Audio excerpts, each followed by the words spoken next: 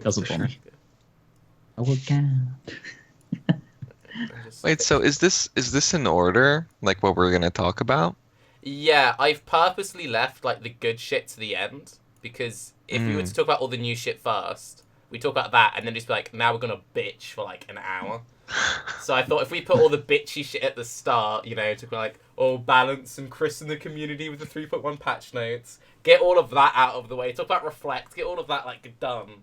We can then talk about Abyss. We can then talk about the Shaper stuff, and then the Right. Shaper item comes up, and then it might get a bit salty again. But you know, What? I like Yeah, how you assume we're going to stick to the show notes in any way. we never do. Like we never do. But yeah. but you, I heard that you're pretty angry, Tarke. About I'm always fairly angry. What my anger at this I time? heard that War for the Atlas or whatever it's called has ruined Path of Exile from your perspective. I've not said that. I've Okay. said. So since we're basically just going into it, hi guys, Saki, haha. Okay, so what I have said is that I think it's kind of amusing how like day 2, day 3 of the league, people were linking me items better than any mirrored rare that's existed in 5 years of standard. And Right. Those are crafted on standard, though. no. So for example, like Uberdan, anyone who saw like Uberdan's character when he ripped this league, his gear like day 3, day 4 was disgustingly good. He had a like 5/6 link helm with base crit, and he had a double flat fizz to LE conversion scepter and stuff, and it's just like that's better than anything I've speak loud. Yeah, okay, I'll speak loud. Speak louder, Tarky. God damn it. So yeah, that was kind of like what the fuck. Yeah, I was Is afraid. OBS picking up your webcam, bro? Because like you're fine to us, but Yeah, apparently it's quite on They stream. sound good. I think it's fine. They do I this was to me every scared. podcast. I was scared of looking at Dan's gear. Everybody was constantly like, dude, have you seen Dan's gear? And I looked at Isla's gear with him being like hybrid RF occultist, right? So you get no regen. He has a casual 500 ES, 5% ES on kill chest piece. I'm just like, do I want to look at the rest of this stuff? Like, holy, that's crazy. That's pretty nuts. So have we officially started, or are we? Yeah, we've I officially think now. that was the start of the show. Right. We were kidding about starting off with the bitching. How we want to do this? Tell us how are we directing this bitch first. Okay, then? so I'm psyched. I'm happy, but why anyway. are you happy about the new items then?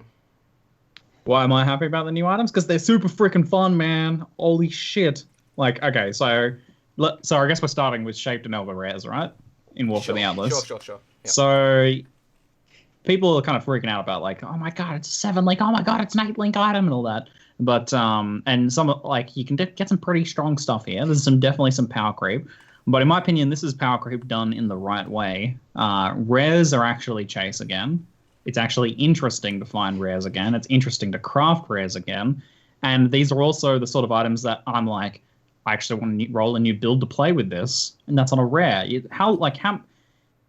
Let's say I would say probably like, it's been a few years since I've been excited about finding like a life try res item. So some of these things are actually exciting, and then some of these even build enabling. So yes, it's power creep, but in my opinion, it's done the right way. And these are just good fun, man. I've been loving seeing the items people have been getting. I've been loving hunting these down. I actually feel like, exploring the Atlas and playing different maps to hunt down the Shaper maps and engaging in the end game. I feel engaged, man. So I freaking love it.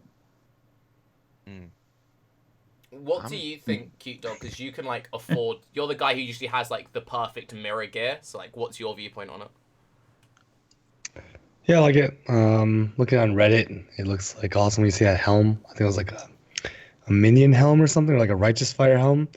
Now, I still don't like see myself in a week's time picking up any of those rares. I'll probably hide all of them from my filter, but I like how other people get excited about them because that means like enough people are identifying them, putting them on PoE trade, so that when I'm ready, I can still do my shaped atlas strategy and just do that over and over and over. And when I'm ready to play a build that needs like a 7 or 8 link, I can just use the exalts and go buy it, and I know it will be there because there's so many other people excited about it. So that is pretty cool. It's been a very long time since you've ever wanted like a specific rare past, like, oh, I want some insanity gloves, I want a horror helm, and that's it. But now it's like, okay, it could be like boots, gloves, or helms. So then it's like pretty badass. Do you guys have like a good idea as to what can roll? Because I've barely seen this stuff, to be honest, so I don't even know like what are the possibilities here. Is it really like that where you would be replacing these solid like uniques with some of these crazy rares? I'll tell you my dream. Let me tell you my dream. Okay. It's like a helm. It's a horror helm where it was a suffix, and then 3 generic spell supports as the prefixes. So like increased AoE level 20, increased crit strikes level 20, and then like control destruction level 20 or something, like something that you can just use on everything. And that's an 8 link in a helm. And that'll be like, I don't know, that'll be multiple mirrors, right? That'd be like a mirror to mirror and then like a mirror to fee, right? So like that kind of stuff would be crazy. Yeah, but that doesn't sound like a little bit of power creep, like Ziggy said. That sounds pretty freaking nuts. So this is an example, and Ziggy, you even have a video on this. It's very easy to find helmets with stuff like either remote mine, hypothermia, or conk effect, increased AoE on them. It's actually very easy to get like a 2 like good stat plus life helm. I day 2 of the league bought a conk effect area damage over 100 life helm for like 3 chaos. So see, at the start of the league though, right now, and just before now, it was really easy to get stuff like that. That's because no one knows like what these items can roll or even how to search for them. That's why I literally made a guide like how to search for these items, because actually like knowing what you can roll on them, and going through the process of looking for them on PoE trade, no one has a freaking clue how to do that right now. So right now, you're not going to get something like that for 3C like down the track, I don't think, because people will actually start to get onto that, like, give it a league, and people are going to be actually looking out for these things and having their whoops set up for them. So I don't think it's going to be quite like that long term. Like, that's the thing, though. I don't really mind that they exist. I think because when we first asked about this, right, and when we had that first announcement, and I made a point of sending the Google Doc to Chris, he was like, "These are going to be very rare items, very rare mods, kind of like." You're not going to get one of these. The fact that I could buy these items day 2, day 3, like they are incredibly common. So I think that a lot of the people who go, oh, it's a little bit of power creep, but it's like not that big, they don't take into account just how easy it is to actually just get these items yourself or just craft them. Like if you buy the base you need and you throw a few alt regals, then master mod. Like, when people have, like, level 8 masters, you hit, like, 2 good mods on it, master mod, and you've crafted a item which has cost you, like, 1 or 2x in crafting fees, which is better than, like, 90% of items which have ever existed before it. People, like, see unique and go, this is crazy. Like, they nerfed Baron because Baron should never have been released in this state, and in the same patch, you can get a Scepter, which gives, like, nearly 100% global gain physical as elemental damage. Right. And that to me is a bit like, really? That's a lot of creep. I will agree that like the Rory and Chris were both really saying how rare these things were going to be, but I didn't say in what area, like whether the item bases were going to be rare. So like whether it'd be rare to get one in the first place, or whether it'd be rare to get one on a good item base, or whether it'd be rare to roll the stats. But all 3 of them don't seem that rare. Like, it's obviously the difficult, the chase thing is to get one with a collection of really good stats. I mean, you see plenty of items. It's like a helmet plus 1 or plus 2 links, so it's pseudo 6 link, right? To get one that has the 3 supports and then other good affixes on the suffixes as well. That's obviously rare because it's like it's like trying to roll like a really good weapon or something. Same sort of deal. But yeah, it doesn't seem to be as rare as what they were saying though. Overall, I mean, you get like one or two of these a map often enough. And eventually It's you'll pretty get a good frequent. base. It's like even exactly the helmet that Tarke was talking about. I found like 2 or 3 of those by now too. So I mean, obviously that's like I could have just gotten lucky, but it seems rather frequent, rather available. Mm. But is It's that a not as bad rare as I thing? was expecting. Yeah. That's the question. They Like- also, before we talk about that quickly, they have a when a shaper item drops and you ID it, it has like a guaranteed roll. So if a shaper or elder item drops and you ID it, it will always have a shaper or elder mod on the first ID. Which Okay. that's quite important because it means that if you just think about the chance of getting an ID, it's nearly always guaranteed like one good mod. So that means that people are dropping them better than the average rare drops. But yeah, like when it comes to long-term health, I think that I am genuinely very excited by them, and I think that it's very good. That isn't true. I've been told that Pox made a video about it. I might be wrong, but I've heard people saying that. Maybe that might not be correct, but I feel like I've gotten some that didn't have mods, but I feel like most of them do That's have at not least true. one thing. okay, maybe I've heard the wrong thing. But anyway, sorry. Waggle got a dagger with no ship. Okay, apparently not then. Anyway, when it comes to like the long term, like this is the thing which I always find kind of weird, right? So for a long time, people have been saying, "Oh, we've expected some kind of nerf. Oh, we've expected some kind of the game will get harder." And most streamers who've played for long enough, or anyone who's played the game since like whenever, they kind of went, "I'm just going to accept the direction it's going in, and it's fun." We've all done that at some point. Just like we're just going to accept the direction as it's fun, right? This could just be that 2.0. But the only thing which worries me now is like long term, how the hell do you top this, right? Like, how do you make something which seems exciting item wise after this without just even more power creep? So that's... I really like what Ziggy said, to be honest, because I've been really dwelling on what he said with the right type of power creep. And I feel like overall with the Atlas changes and they've definitely reduced the amount of experience you get like across the board. It's not just 95 plus. Like getting maps has been pretty tricky, I feel, for a lot of people. A lot of people have been complaining about that. And overall, I feel like maps just grant less experience, but you've got many more mobs, and obviously it's super easy to roll pack size, right? So everybody wanted that huge amount of density. But even though you've got all these items that allow you to clear faster now, I feel like the game is, in terms of like actually leveling up, it's much slower. Like I feel like the game's harder too. Have you guys felt harder, that? Like yeah. the moment I got into endgame, I was like, this is harder. Like obviously the Abyss rares are gnarly, but I feel like just in general, shit was harder. And I guess it's because you feel more prompted into alking maps more often now, so that might be part of it. But I feel like they also did something else. I don't know what. Maybe it is just like the number of mobs we're fighting now.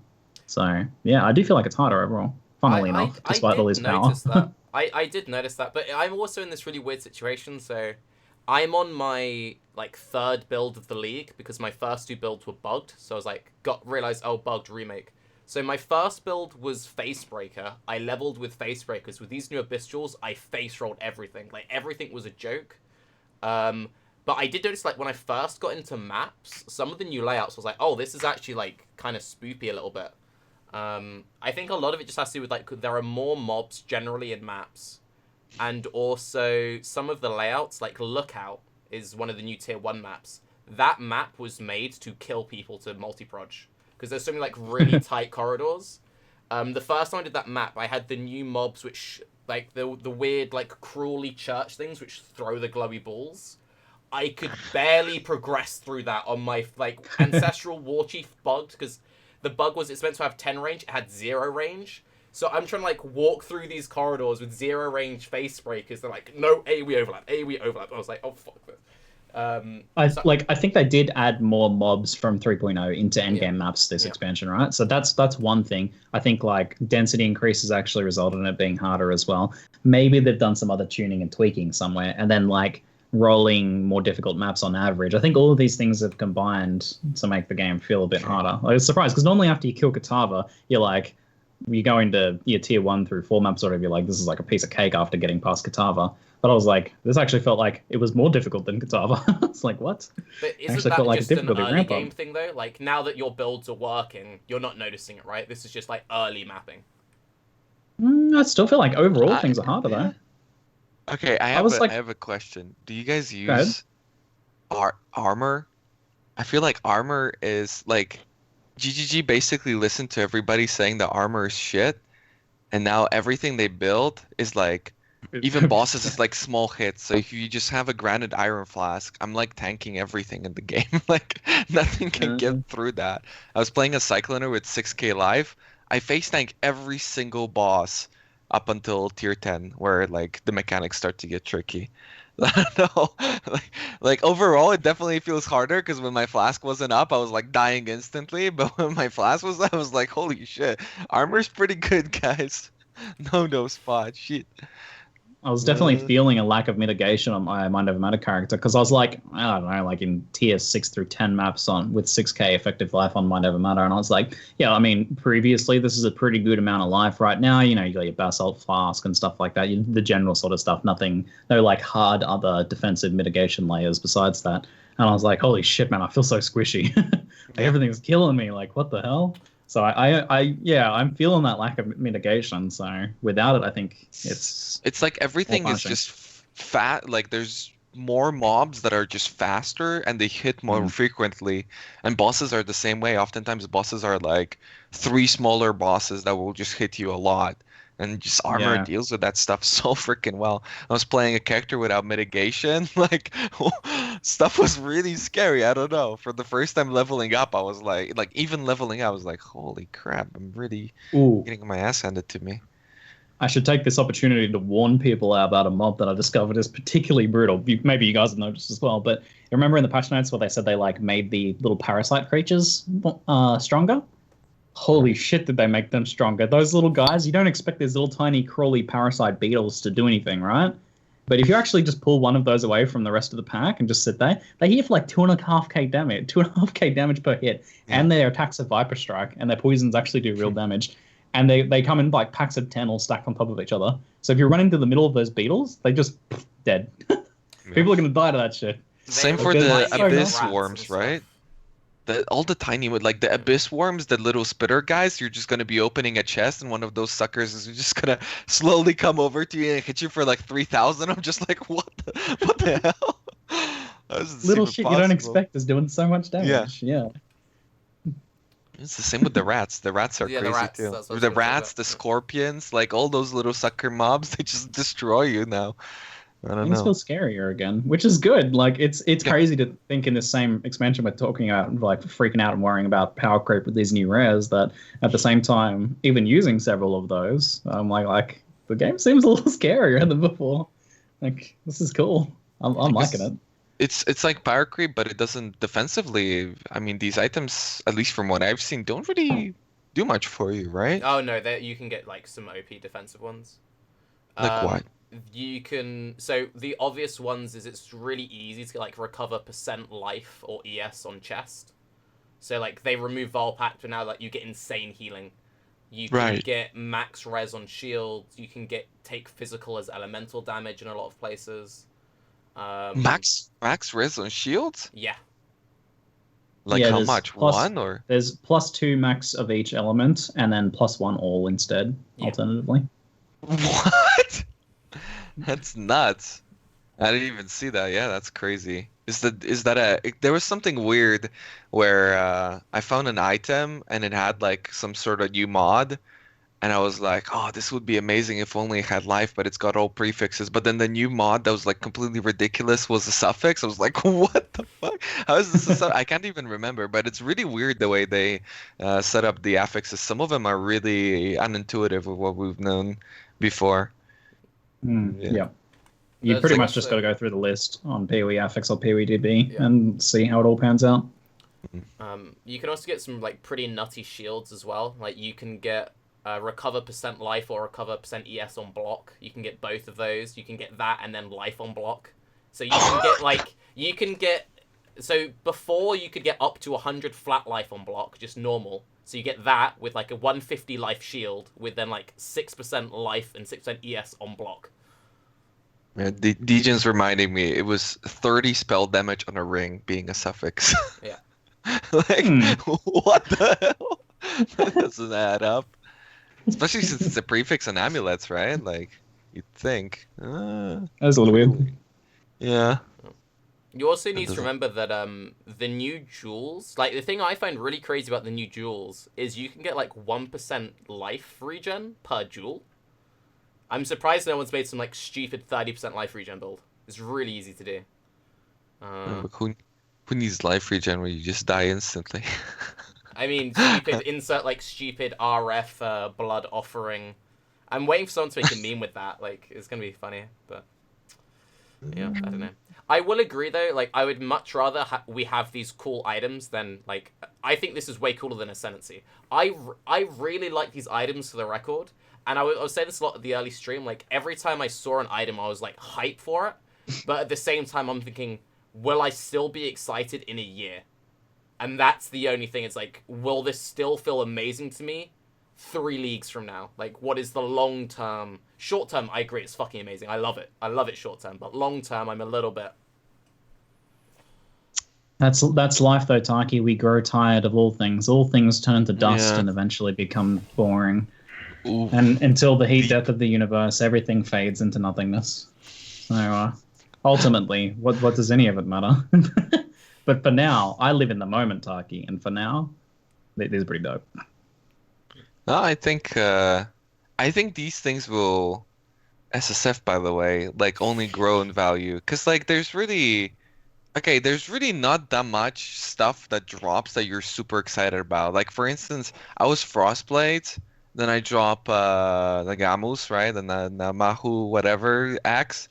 So I was like, well, guess I'm spending 50 regrets to now change to that. And then after that, I dropped the Light Poacher. So I'm like, time to gather 112 regret orbs to respec my entire build the other way around. And so, like, even if you drop something, very few people will go through this, like, really insane respecking problem. Especially since, like, currency does not fucking drop this league. Like, I can't even sustain alchemies. Like, it's completely impossible. Even if I'm selling regrets, chance orbs, and scours, there is no way you can even sustain alchemies because alchemy maps is just so powerful. So that you have to preserve that. But now I feel like these items and with how frequently they drop, they can really give you a big exciting boost. And it's so unexpected too, right? Like when you drop a unique item, you kind of anticipate it being something good, and then it typically turns out that it's something bad. But with rare items, it's the opposite. I feel like you anticipate that it's something bad, and every now and then it turns out good. Now it just turns out to be good, like a little bit more frequently. And if it turns out to be like really good, then it's really nice. Like the helmet I had a helmet with like 100 life, conk effect, and area damage, and I was playing EK Light Poacher, right? So it's like I can't kill any boss whatsoever, but guess what? I can get a helmet swap, and now every time I want to kill a boss, I just swap my helmets. Bam! That's a 5-link with area damage. Shit. Yes. Yeah. I mean, Helmet I killed swap, I love myself it. to map reflect before that on accident, but Have you seen my reflect rip? My reflect oh, you rip like to is reflect good. too? Yeah, so I was playing a pure lightning bow build. Tempest bow, stacking all the flat lightning abyssals. Oh, I saw. Okay, yeah. Yeah, yeah. And while I was mapping, I had a light poacher drop for me, and I was like, oh shit, it's got 2 jewels, so it's not like if the spell casts, I know, glowy brain moment, I can put this in my build, that's 2 more jewels with stacked lightning damage, and put curse on hit on it. So this helm gives you like a shit ton of damage, and curse everything, OP, right? So because I'm a pure lightning build, I see my Fizz Reflect map, I'm like, let's fucking go, boys, Fizz Reflect. Shoot 1 pack, it's fine, I then get all my orbs, shoot the next pack, all the orbs go off, I die, I'm just like, fuck, my helm does physical damage, fuck!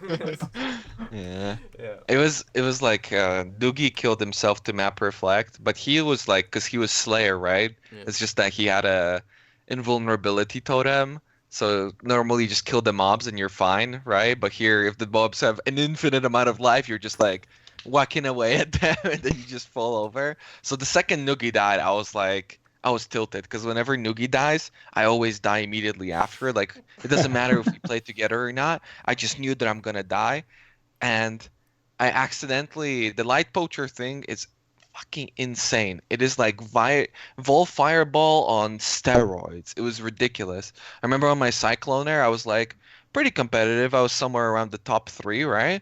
And we were doing fine. I was getting like 20 mil, I think, at 95 or something. Yeah, I equipped the light poacher. I was getting like 80 million on a T11. I'm just like, yep, this is like 4 times better than what everybody else is using.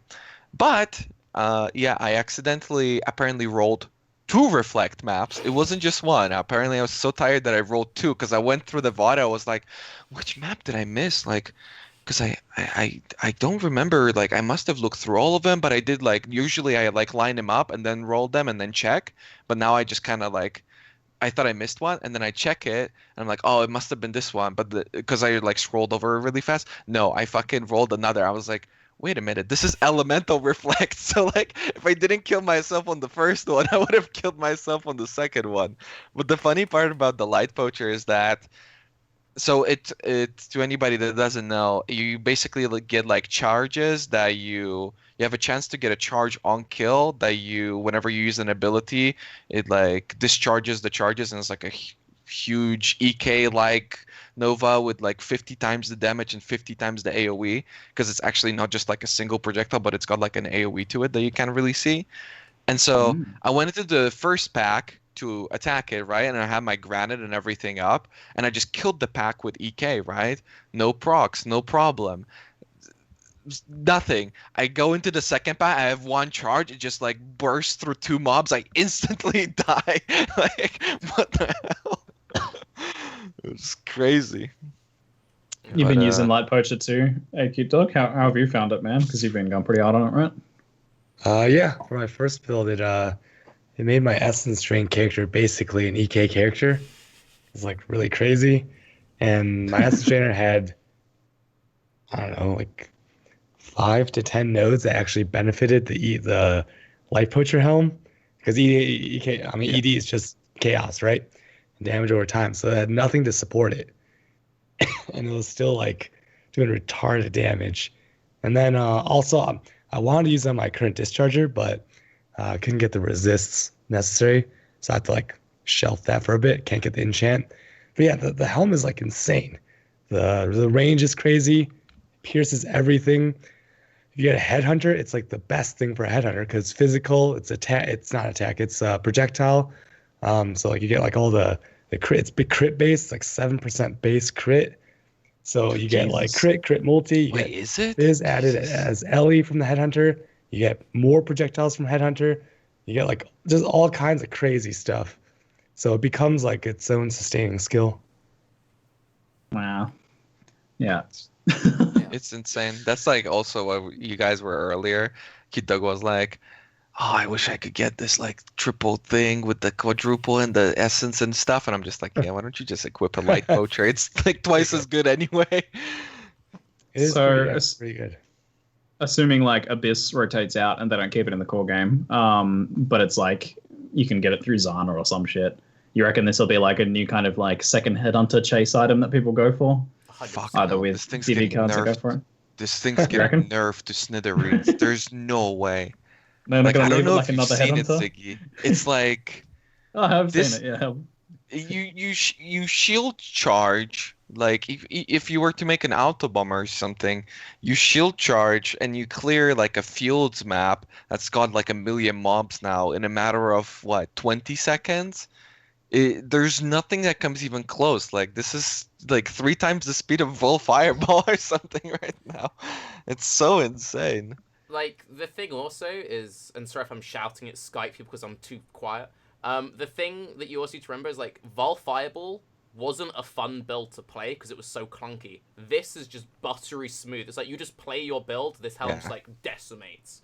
CuteDog, you made that face. CuteDog's like, No. Okay, so old just get a school... headhunter, dude. It wasn't thing which I clunky didn't at like all. the thing I didn't like about old school, not Vol Fireball, sorry, I'm talking about Vol Molten Shell. Sorry. Vol Fireball was smooth. Vol Molten Shell was clunky because that was the main one I abused back when that existed. Because like start them out with Flame Blast, get the charges and all that bullshit. Whereas this is just like, nah, you just play a build. It's like, Oh, there is a little bit. Like you changed up your playstyle a little bit. It took me a little because I switched to it at like 95 from Cyclone, so it like took me a while to get used to, but eventually, yeah. Because you have to basically. So normally with Vol Fireball and all that sort of stuff, you always felt like you had to like zoom, zoom, zoom, zoom, zoom. But here you kind of have to plan it, so you're always going to be shield charging as fast as possible, like as far as possible to not release all the charges at once, right? So you're not necessarily trying to go the fastest, but naturally it will just like do it for you. Uh, it's pretty crazy, I think. Tarke's too low. Oh yeah, maybe it's the adjusting. Maybe. I think I just need to get a new microphone. I've had the same one for like 5 or 6 years, but it is set up correctly on OBS. Oh well. Okay, so to backtrack massively, like the entire fucking podcast. So if we were to go all the way back to the 3.1 patch notes, and I kind of want to talk about the 3.1 patch notes because I feel like the reaction from GGG afterwards and the community reaction to them, they kind of deserve talking about.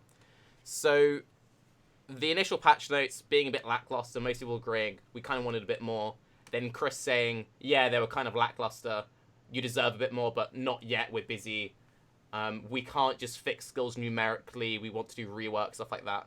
I'm really curious on what you three feel about that, because I felt like the one thing I didn't agree with from Chris's post was the, it's not just a matter of changing the numbers to buff skills.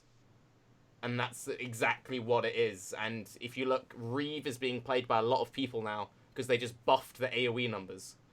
So in a patch where they just buffed the numbers, which made a skill now playable, they're saying, well, we can't just buff the numbers on these skills. Right. Yeah, it's weird to me that they take that stance. I totally also disagree with that statement because, like, especially coming from the mindset that I always think GGG tries to control the meta. Like they will it's not an accident that they haven't buffed Ignite. It's just that Ignite was dominant for such a long time that now they are just like, okay, let's have players play something else and then we'll bring back Ignite, a league or two from now, which I guarantee you next league or the league after, like Ignite will be back in full power. Because that's just naturally what they've done. That's the same reason why they've let things like Vol Fireball, Vol Spark run out, even though they themselves, Chris has personally stated that they are, and he used the word broken, right? So they just kind of let them work like that. So I don't, because they're controlling the meta in that way, yeah, I don't really understand that either. Because on Raiz, it was such a simple fix, right? It's a great ability. It's like, just give it a couple points more. Hey, Raiz meta. Simple.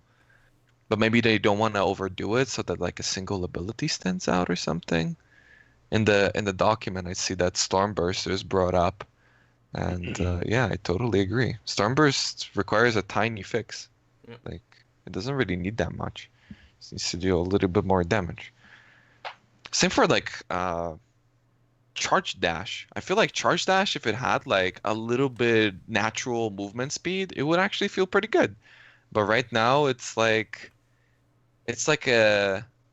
attacking, I guess, but you just move so slowly without investing heavily into it. It just does not feel good for me at all.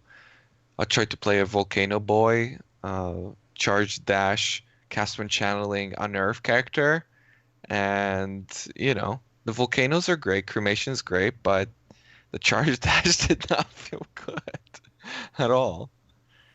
Like I think it's just a mixed bag. I mean, I think some skills will need not like a full rework, but some mechanics changes and like some design changes, like what like Lightning Tendrils got. And I suspect that for some of the skills that they haven't buffed yet, that people are like, why haven't they buffed this skill in ages? No one's playing it. They do want to actually do some like mechanics reworks to it, like a la Lightning Tendrils. I mean, because they did do some just numerical buffs, right? Brave and stuff. So, I strongly suspect it's just that they didn't have time to do that stuff for this patch. I mean, it would have been pretty dope if this like massive endgame dream expansion that we have right now, at the same time, the meta was increased even further, like made even more dynamic by buffing a lot of underused skills at the same time. Would have been so good, but I don't know. Personally, I'm like, super stoked on this one anyway, even without it. So Oh. I guess this gives us something to go for with the next expansion. Like even if the next if the next minor, sorry, it's not an expansion next time, the next minor kind of like content update is just like a meta rework, then then that'll kind of just like bring I don't know, enough to the game, I guess, without a major expansion. So I don't know, maybe even in terms of timing, it's better to delay it for once the excitement of this new stuff wears off a little bit and they go for that new league in 3 months' time or whatever. I didn't even feel like not much has changed, but I don't even feel like, hey, I don't have anything to play. Oh, hell no. I feel like I've got a massive list Yeah. of things I want to play this expansion, right? Even without any And like really further nothing has skill changed, reworks. right? Like not the skill tree or not very many abilities. I mean, there's a bunch of new abilities, but old abilities is what I want to play. We just have like new items, right? Like we just have a heap of new items. We've got these rares, which I think actually promote some extra build diversity, and make old builds more interesting. And then we have this patch, this expansion. I want to say like one of the more interesting pool of uniques that we've had in a long time. Like a lot of these uniques actually feel unique and interesting. There's some decent, powerful ones in there, but there's also like plenty of actually unique, interesting build ones that I want to build around. It's been a while since I've been like, right at the start of League, I've got like a list of, 5+ things I want to play right off the bat, and I can't decide which to play. Say something about the balance and the patch notes and stuff. I think there's a lot of issues with like consistency in what they choose to nerf, what they choose to buff. Because like let me just preface this by saying I love Headhunter. I hope they never remove Headhunter. I hope they don't change it in any way. Okay. Now with that said, because Headhunter is in the game, okay, Headhunter gives you literally everything: accuracy, attack speed, cast speed, move speed, projectiles, converted damage, added damage, life, mana, energy shield, like everything, right? And so when they keep something like that in the game from its like unchanged version throughout all since it was introduced, basically, they're basically saying to players, if you can pay 100 exalts, 80 to 100 exalts at the beginning of the league, if you can afford this item, we're okay with you doing that. We're okay with you farming, getting currency, and obtaining this godly item, okay? So currency, you should be rewarded for farming and playing our game. But then like they changed something like Vault Power Siphon or Vault Fireball where you had to have so much gear, right, to make it feel really smooth. Like my friend went on to Standard when 3.1 launched and tried Vault Power Siphon with a mirrored wand and as good of gear that you could have gotten in the league. And he's like, this is terrible. I can't even chain Vault Power Siphon anymore. So I don't think like a top tier build should get nerfed so hard that it's like people don't want to play it anymore. And at the same time, I don't think like buffs to things like Tarke was talking about, like Static Strike and things where they increase this tiny number and have like no one's excited about it, right? And then there's a lot of inconsistency with like what should we be excited about? Like Dark Pact nerfed like 10 minutes before the patch went live in 3.1 or 3.0. And then things like saying like the Baron, they're like, well, an item granting you 200% increased damage shouldn't have been in the game, right? But then like Esh's Mirror is still in the game. And you take a look at like Lightning Tendril's base damage, like what, 10 to like 500 something. That's 50 stacks of Esh, which is like the average. If you're super slow, that's what you'll get. So like it just doesn't, and that's essentially 100% more modifier instantly, and it applies to everything else. It's just kind of like, it's a tough topic, I think, because it seems like they want, like Ash is a great example. It's like an item that is completely useless to 99.9% of the player base, right? Because they don't expect people to clear at these speeds. But if somebody is capable of that, then yeah, that's really where like on-kill effects and potions get really out of hand. I mean, that's always been the biggest issue, I feel like, with just on-kill effects getting so out of hand that for the average player, they were close to useless, but for the top player, they're just like everything. And that's, yeah, especially with potions. Like there was a point where potions were just like, okay, I have like 1 million of these at all times. And now it's kind of got brought back too with this mob density. You pretty much always have potions. I mean, then again, I have been playing a Pathfinder, so maybe I'm cheating a little bit. Like, but the thing is, and also, like, it's not even a case of Headhunter, because people meme about, like, oh, Headhunter, da-da-da. Just inspired learnings aren't that expensive. I used 2 Inspired Learnings in Mayhem. Sure, it was Mayhem, so we had more mobs around. Every single map we did, I would have a minimum of 20k energy shield on my Wonder, because I have 2 Inspired Learnings. You know? And it's like, oh, this cost me 150C, maybe 200C for both of them. Yeah. Yeah, that's pretty strong. I don't know. I feel like I've always had a problem with stuff like that. Like, for whatever reason, I'm just okay with all this shit in this league. I'm just like accepting. Maybe it's just because the game just feels so smooth now that, and everything's so fresh. I mean, shit. I'll be honest. I was expecting this, and I was telling everybody that this will be the biggest freaking expansion for like the veteran player base or whatever you want to call it. Like, people have been playing for a while. Ever. Oh, yeah. Like, nothing will ever even come close. And then they like exceeded my expectations. Like, even the patch now is just like 30 maps, Atlas, whatnot. But there are definitely negatives, I think. The Atlas is like, oh man, I had like such a long conversation yesterday with Uber, and he opened up my eyes to a lot of issues with the Atlas that I think will slowly start popping up more and more.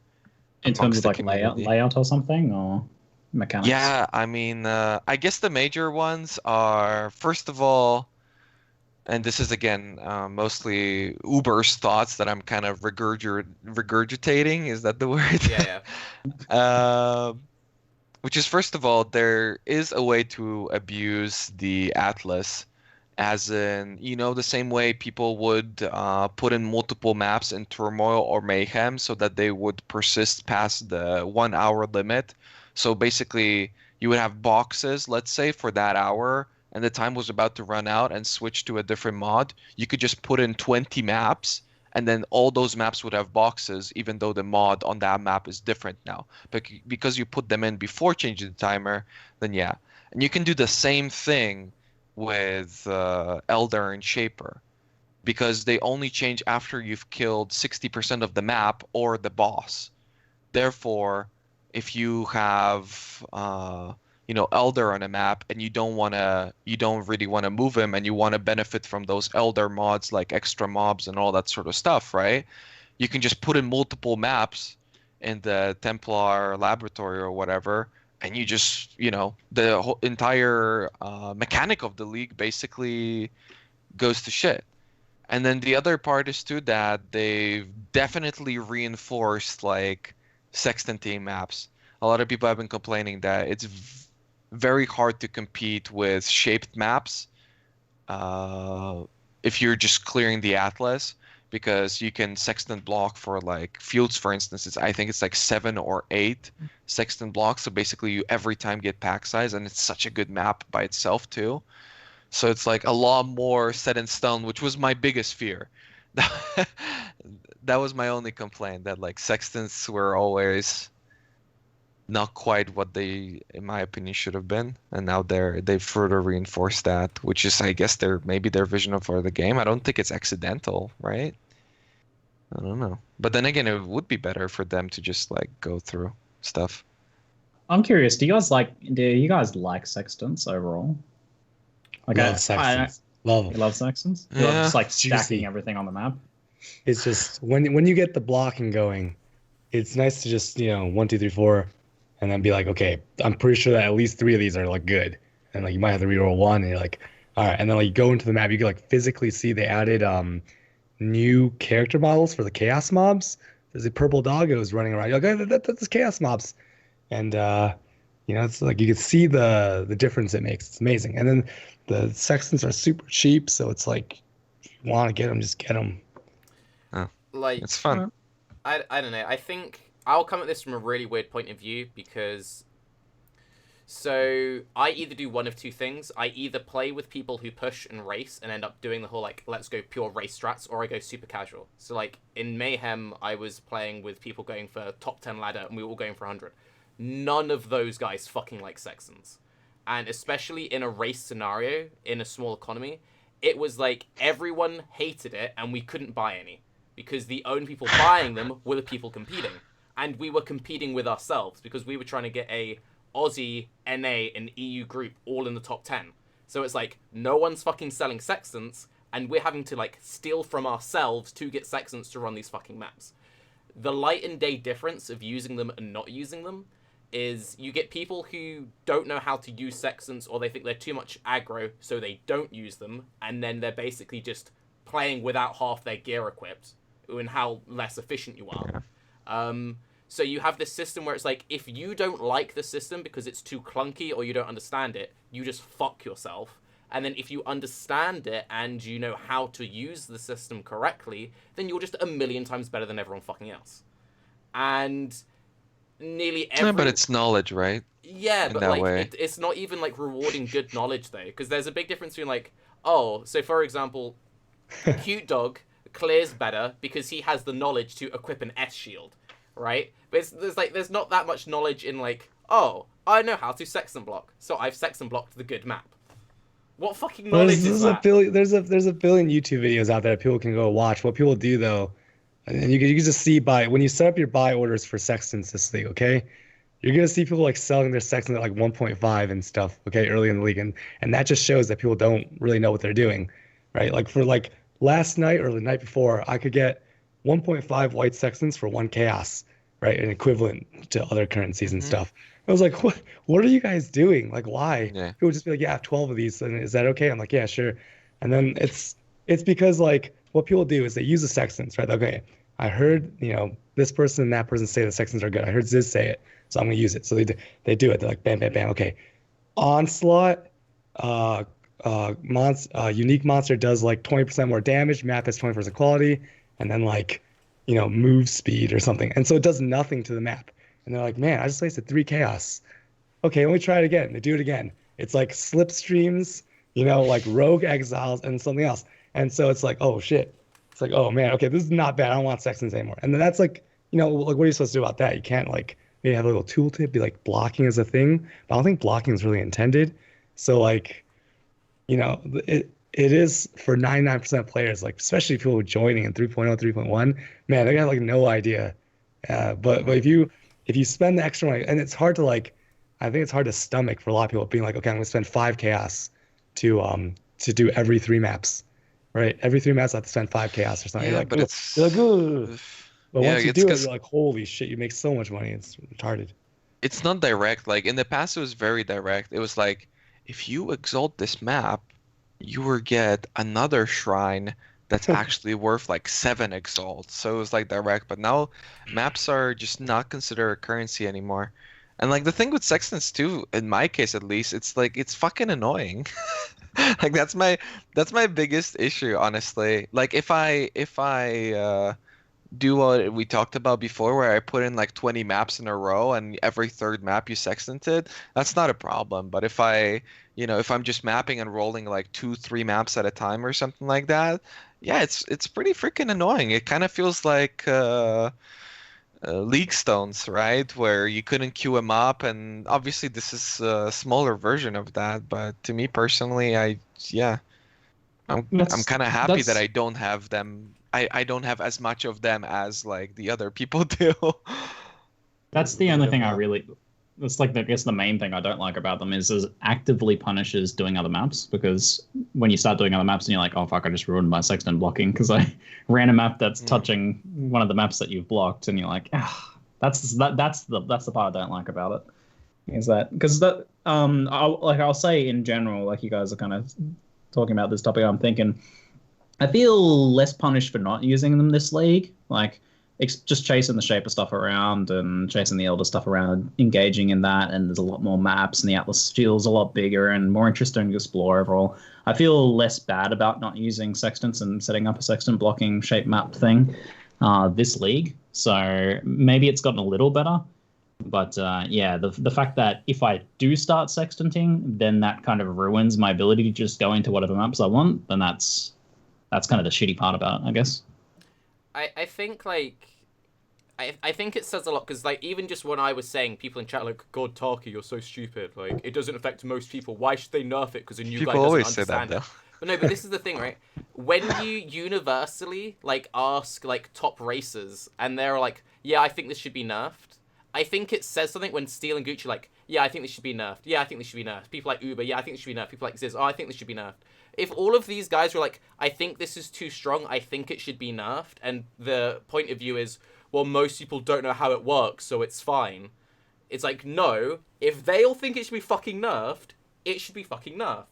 And it's an eventuality too, I yeah, think. it's It's like people initially didn't understand sextant blocking or even like shaping maps, like shaping the right maps. And now obviously there's a lot of new players, but it's an eventuality that it will be just an average in the community to know that you're supposed to be doing this. People will be actively explaining it. So this will definitely spread in that way. It'll fix itself, right? Because if everybody knows, let's say the value of a white sextant jumps to like 4 chaos, then you're like, okay, well, no, I'm not going to do that. I'm not going to spend Right. 20 chaos per 3 maps. So once like the knowledge equalizes, you get a little bit of efficiency, then it'll be okay. Right now, it's like pretty crazy though. I mean, it's kind of like on kill effects where, again, for a lot of people, these are useless. Like exactly what CuteDog said. If you just like randomly add your sextants to maps without blocking or any sort of thought process behind, I mean, that's just useless. It's better to get some chaos. It's pretty bad, yeah. Yeah, it's just completely useless. But if you freaking do all the other stuff, then yeah. So it's in that way, it's like on kill effects, right? Where it gets really out of hand. But for the average player, it's still normal. It's just like Vol Fireball, right? Where there was a point where everybody and their mother was just playing Vol Fireball, and it was like, hey guys, I'm new to the game. What should I play? Vol Fireball, dude. No problem. It's like people, it just got that bad, and this will basically end up to a matter of preference, I guess. Like, are you annoyed by adding the sextants or not? And I mean, GGG can't really make a decision on that because half of the people seem to enjoy it and half of people, like some people enjoy it, some people don't mind it, and some people fucking hate it. It's like, what do you do about that? You know, they're screwed. I know. I think it's if it didn't completely undermine Atlas, and they've now had 2 expansions focused on, hey, look at our new system, because they had the first Atlas expansion, they launched it, and they were kind of like, oh, we fucked up with sextants, and then they make another Atlas-focused expansion trying to push people away from sextants, and people's like, nah, sextants are really good. And you got people like CuteDog kind of like, yeah, no, I'm just going to do my shape sextant strat, this is what I want to do. It's like, how many expansions do you need to make trying to push this one core feature that you're not going to address the main mechanic fucking your system? And sextant is the main thing limiting Atlas. But you think they think that? You think they think that they fucked up? Maybe they didn't fuck up, but like sextants are the main things holding back Atlas. Because if you remove, there's only so many spots on Atlas. There's X number of good maps, right, with decent layouts. You can't like put them all in bad places. Or there's gonna be like, unless they like stretch out the Atlas and you have to like zoom in and stuff, because like it's too compact. It's way too compact right now they can't possibly put every good map in a place where you can only hit like one white sextant or like a yellow and a white or something, right? That'd be ideal. Like if you have 2 sextant, that sucks. It's like, okay, whatever. But I mean, there's always going to be like a best case scenario. It just doesn't. I don't know. Having been somebody who plays Cyclone and who wanted to do the entire like indoor meta, since stuff like Waste Pool and Toxic Sewer are just completely insane now. First of all, you can only really have those 2 maps. Like maybe you can get a Belfry or something as your like T15.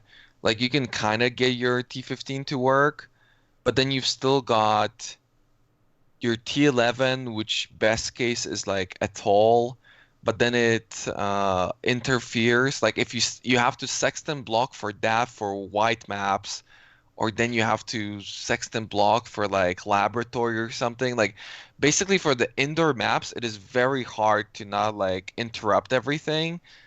But it seems like if they just freaking took some of the, like, I don't understand why.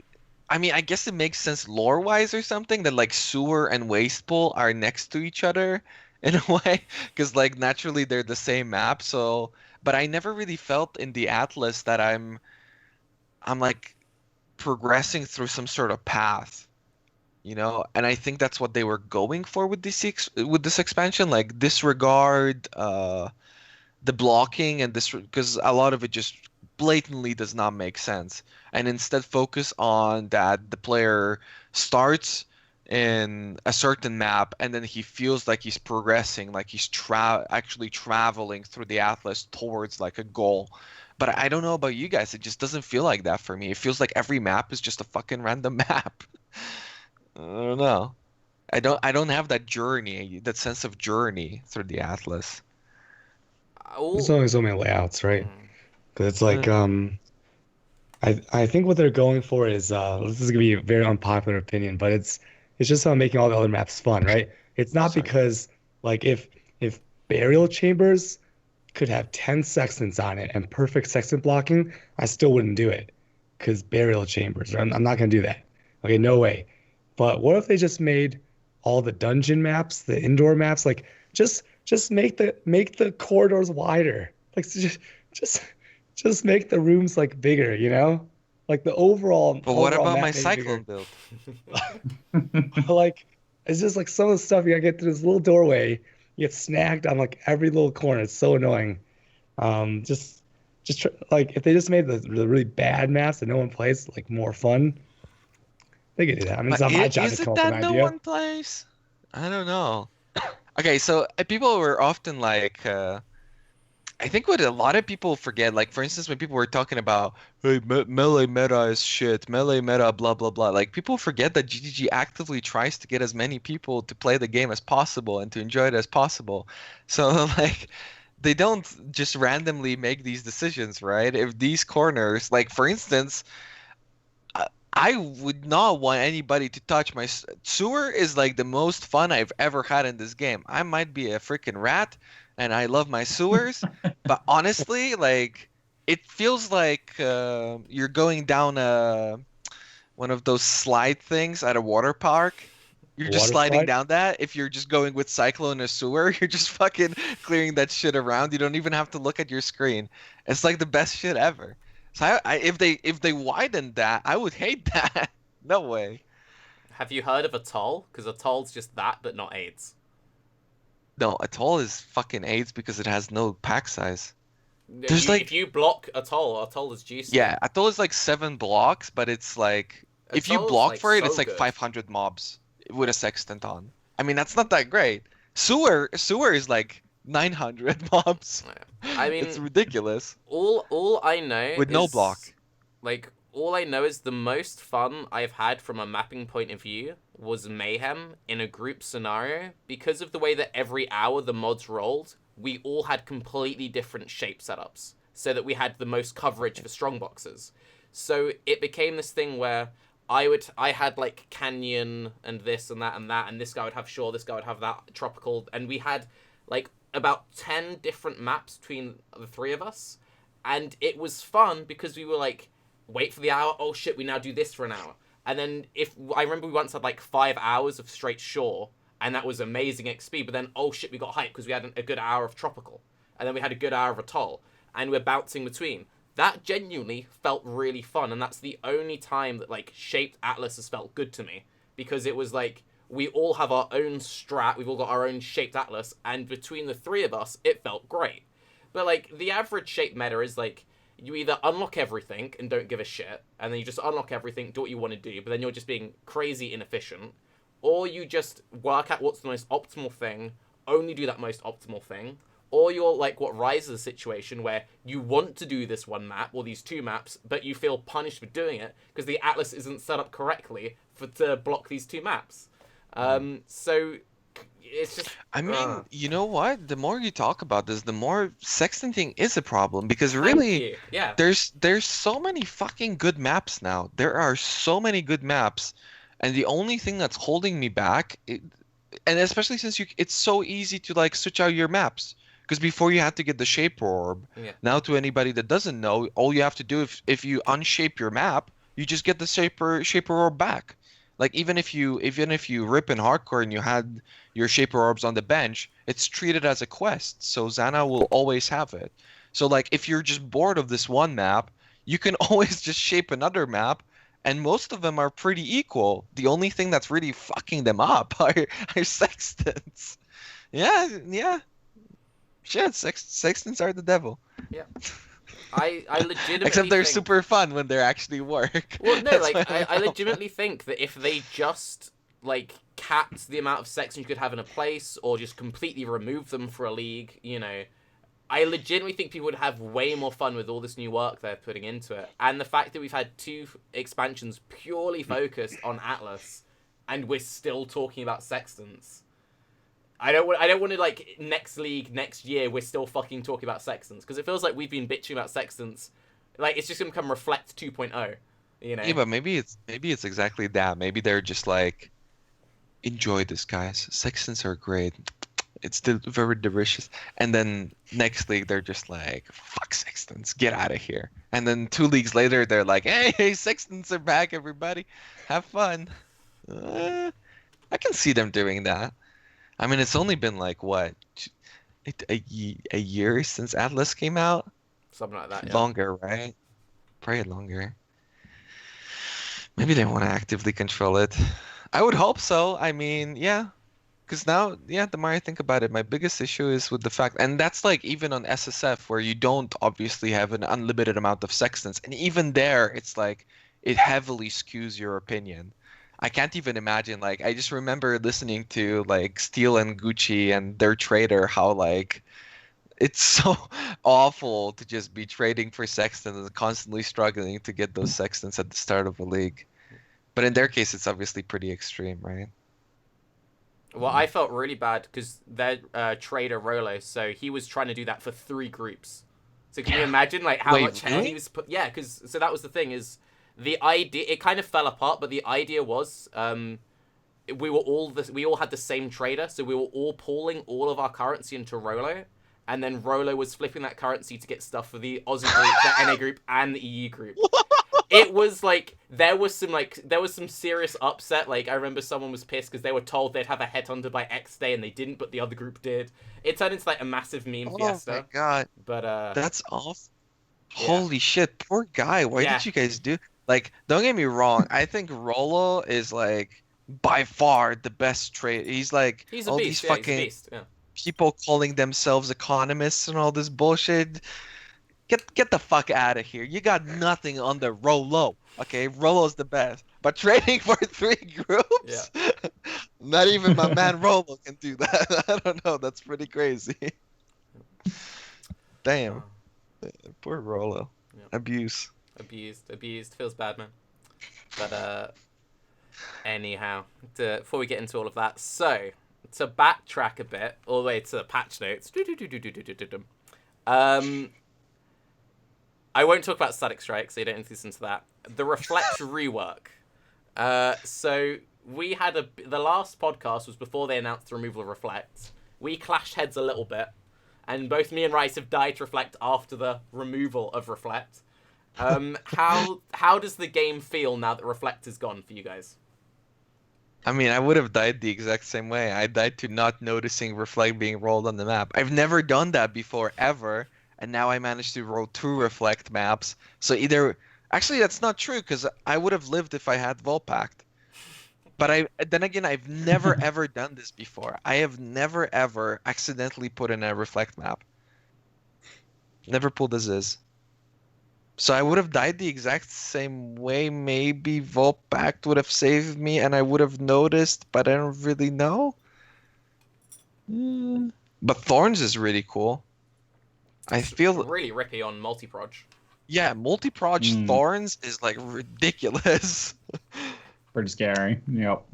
The one thing that I don't like about it is that it punishes the right way of playing PoE in a way. Like so the faster your character, the less rippy the Thorns is. So it punishes the slower playstyle, which to me is the right way to play the game. So that's the one thing that I don't like about it, but I definitely like the amount of damage that it does. Also, it's a little bit iffy on like stairs. Sometimes if you're like on stairs and the mob is downstairs or the opposite, sometimes the thorns will just hit you instantly. it won't have a travel time. It will just hit you. So that's a little bit iffy. Almost ripped like that twice. Yeah, I get what you're saying about it. But, like playing safer is more dangerous with it, like rather than like the right way to play. Like playing safer is actually scarier with it because you're moving slower and everything. Like Rory did say that they were going to bring multiple different mechanics of this style. So hopefully the next one they bring out is one that is more punitive to the very fast moving ones. I don't know how they do that, but I'm not a developer. I don't need to come up with this stuff. But hopefully the next one kind of is from that angle. So then we have two different mechanics that, the slow moving, you got to pay attention to these projectiles and dodge them, and then the fast moving guys have to watch out for this other thing instead. This seems more dangerous overall to more people than Odd Reflect. It's a huge nerf to groups because now support's getting killed by their carries. Fuck yeah. And curse on hit champions reflect themselves because it's just if you just hit the mob, right? It was funny because I was watching your interview and this was basically what happened. So when Rory said they reworked Reflect, Ziggy's doing this, yay, and I'm doing this. I'm like, oh my god, they're fucking retarded. Because it was, if you remember the last time we spoke out, the one thing I was saying is like, if they remove it, please don't make it punish the slower builds, and it's exactly what they did.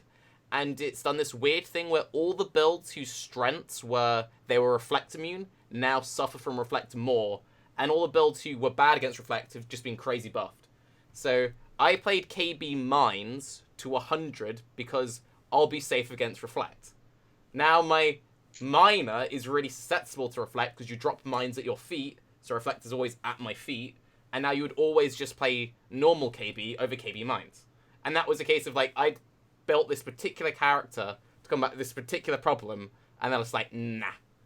And then the group play is already like a massive cluster, and they were like, oh, group play, that thing which is already kind of difficult in PoE, we've made it even harder with the new Reflect change. And multi-proj, by the way. And as Raiz says, there's some cases like on certain alleviations, it's really weird. Also, it's super rippy with bow builds. So I most recently played Tornado Shot, and if you play Tornado Shot, like you shoot and one arrow like travels 4 screens. If that arrow hits some random Reflect mob like 3 screens away, you get this multi-proj thing come out of nowhere, just like nearly one-tap you. That's awesome. What it's the fuck? really not. That's a good thing. It's really bad. It's like the worst. No, that's great. You're not supposed to do that. I so nearly got like one tapped from Reflect 2 screens away playing Tornado Shot the other day. It was multi-proj. I went down to like 5% life, and I was just like, okay, that was scary. And there's no reacting. Needed a nerf, dude. Get out of here. It's. I like do pack that. It hurts off screening. Come on, that's a good thing. Even if it's accidental, I mean. Getting off screened back. Getting off screen back. I like that. But like the thing is you just if you never run multi-proj, it will never happen. I feel like multi-proj is the main issue. Like multi-proj to me, as far as I'm aware, is the rippiest map mod right now. Yeah, I agree. It nearly always has been. Well, before it used to be casters, but like now we're cast immune. Do you guys think they should bring back casters on maps? Fuck no. I like Flask community to curses on maps. I love it. That's overall good. I know. I just think it's kind of weird that multi-proj is the scariest map mod. I think that is a bit. I mean, it depends, like, what you played before. Like, if you were playing summoners and stuff like that, like, it kind of always was really scary. And I mean, on a lot of boss fights, it was really scary, too, because there was so much shotgunning going on. But, yeah, no, I like it overall. I just don't understand. And this comes... Man, I wish I died to map reflect, like, years ago and not now, because it's going to make me look real salty. But, like, I don't really understand why the hell they kept the map reflect. Because, for instance, in the past, there was blood magic as a map mod, right? And the problem with blood magic was that some people would enter a map, not see the blood magic, and just fucking instantly die, right? So that's an issue. And now this is basically the exact same thing. If you like, rolling maps can be very tedious if you're doing it a lot, to the point where yeah, a lot of top players, top racers like Ita for instance are just like, it's like every time, especially now, rolling maps is essentially avoid the mod that is like kind of annoying to you and then run everything else. So it's kind of like you don't even have to roll maps anymore. But this one thing will just instantly kill you. And my biggest problem with it is that the builds that are supposed to be anti-reflect, they don't fucking run reflect either. If you're a summoner, you don't run Fizz reflect or Ellie reflect because your shit's gonna kill yourself. If you're totem, you're not gonna run a reflect map because it's going to take you 6 literal years to kill it, and there's no way you're doing the boss, right? Like the only thing being a trapper, maybe. Trappers and mines. That's literally it. Yeah. I will Degens, never degen do builds. totem Scorching Ray, reflect. that sort of thing. Mm. Degen builds as well. I mean, I think the idea behind keeping it was to give some sort of economic advantage to the players that do build in such a way that they can deal with it. But that kind of falls flat because Yeah. you don't really pick a build based on its ability to run map reflect. I don't think. Like you just exactly. like, oh, I just so happen to be playing Scorching Ray, so I get to run these now. So it's kind of just like it wasn't really a choice that led to you getting that economic advantage. It's just like a side effect, which is a bit less interesting. So, yeah. And sorry to the people who are saying in the chat, I hella run Ellie Reflect as Spectres. I am a summoner. I run every Reflect map. Why not? It's because your build sucks. Sorry to break it to you. Shit. A good build would Damn, own itself. dude. That's crazy. Hey man, I've been That's playing so for toxic. 6 years and I never had problems with Reflect. I run Ellie Reflect maps all the time on my caster. No, your build literally sucks. That's why you don't have a Damn. It's like That's toxic. that's pretty toxic, but it's just the case for everybody. I don't know.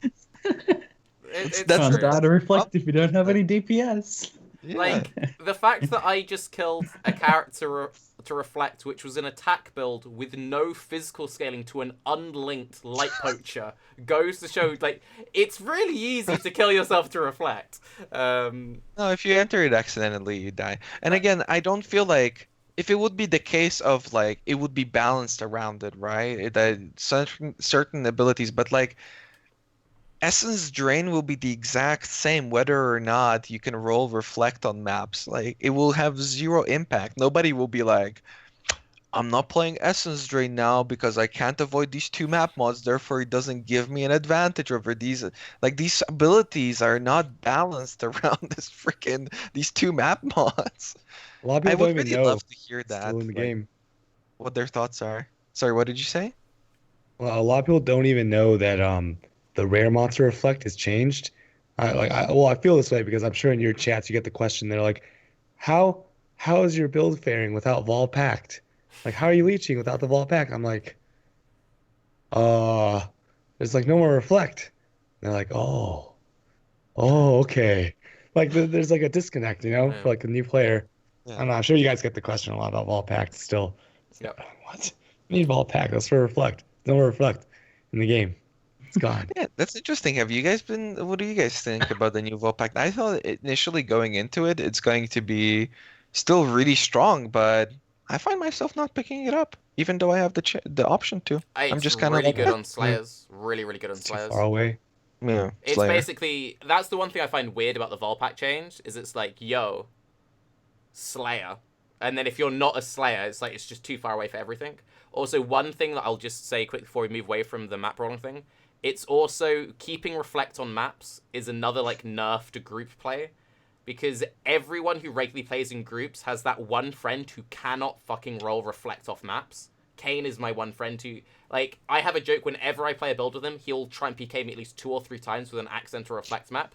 It's even easier to PK yourself now, because before, if your build was afraid of reflect, you'd have some anti-reflect mechanics. Now you don't care about reflect at all, so you have 0 anti-reflect mechanics. So you just instantly die on the first or second pack. Whereas before, like, you could get halfway through a map and be like, oh shit, this is a reflect map, now I need to leave. So that's also another thing which I find is really weird about that change, that they kept it on maps, because you just kill yourself even easier by accident.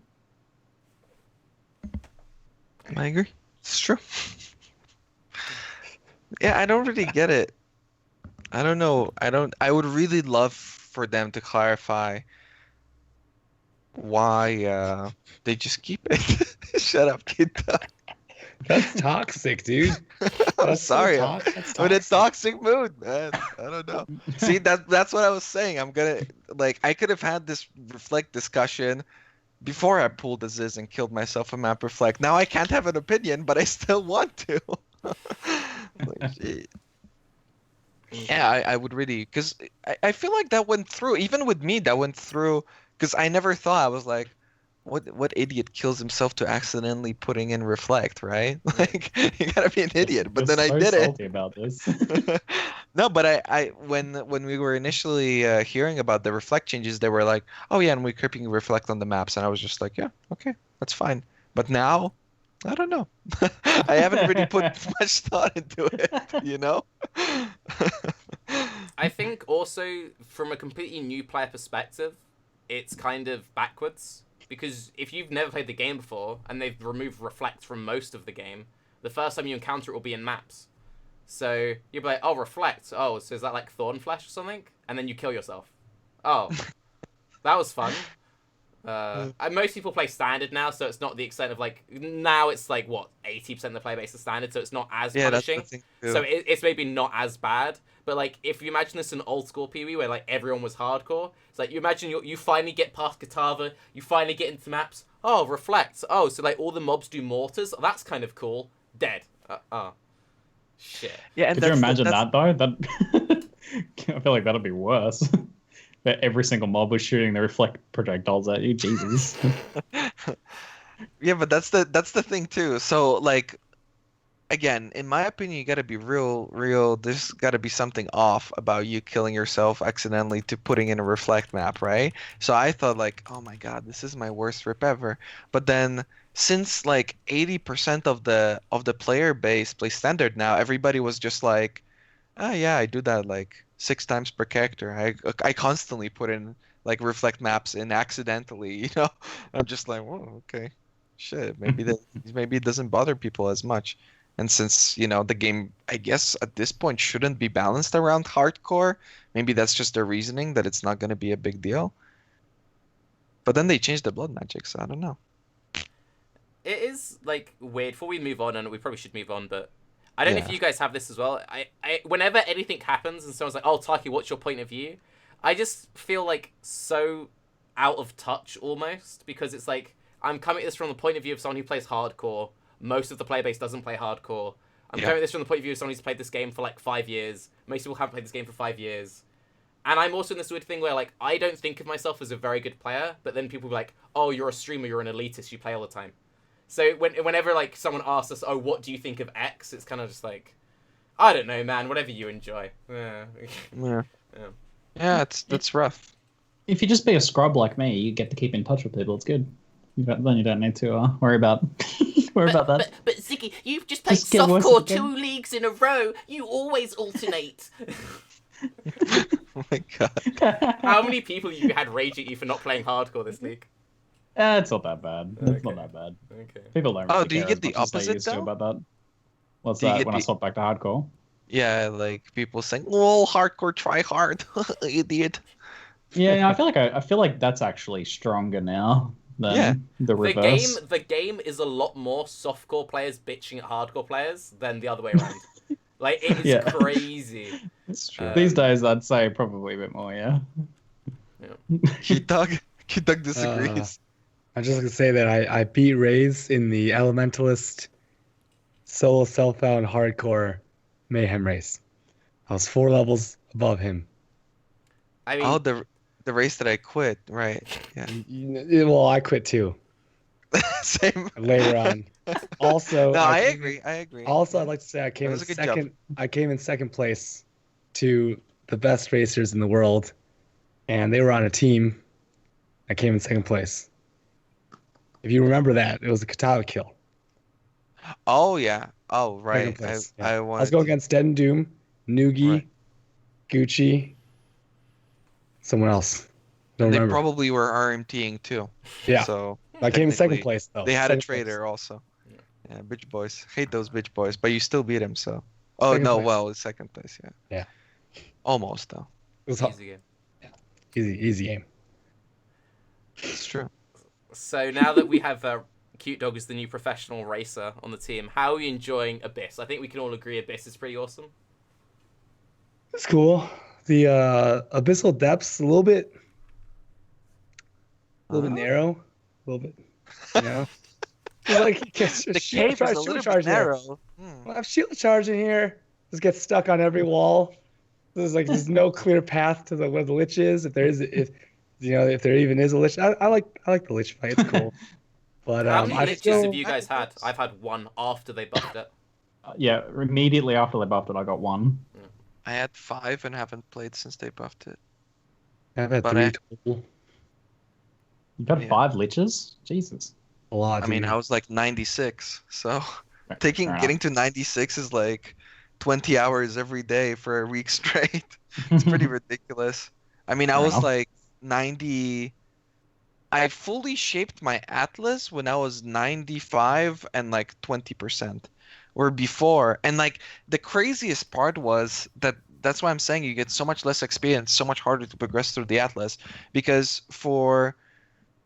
I don't even know. Since Crame played, because me and Crame always did this, so we would always get to level 90 in any time between 20 to 24 hours, never earlier and never after. And that was like the last 3 years that I haven't had a level 90 under 20, above 24 hours. Now, it took me like 35 to get to 90 or something. Like, holy shit.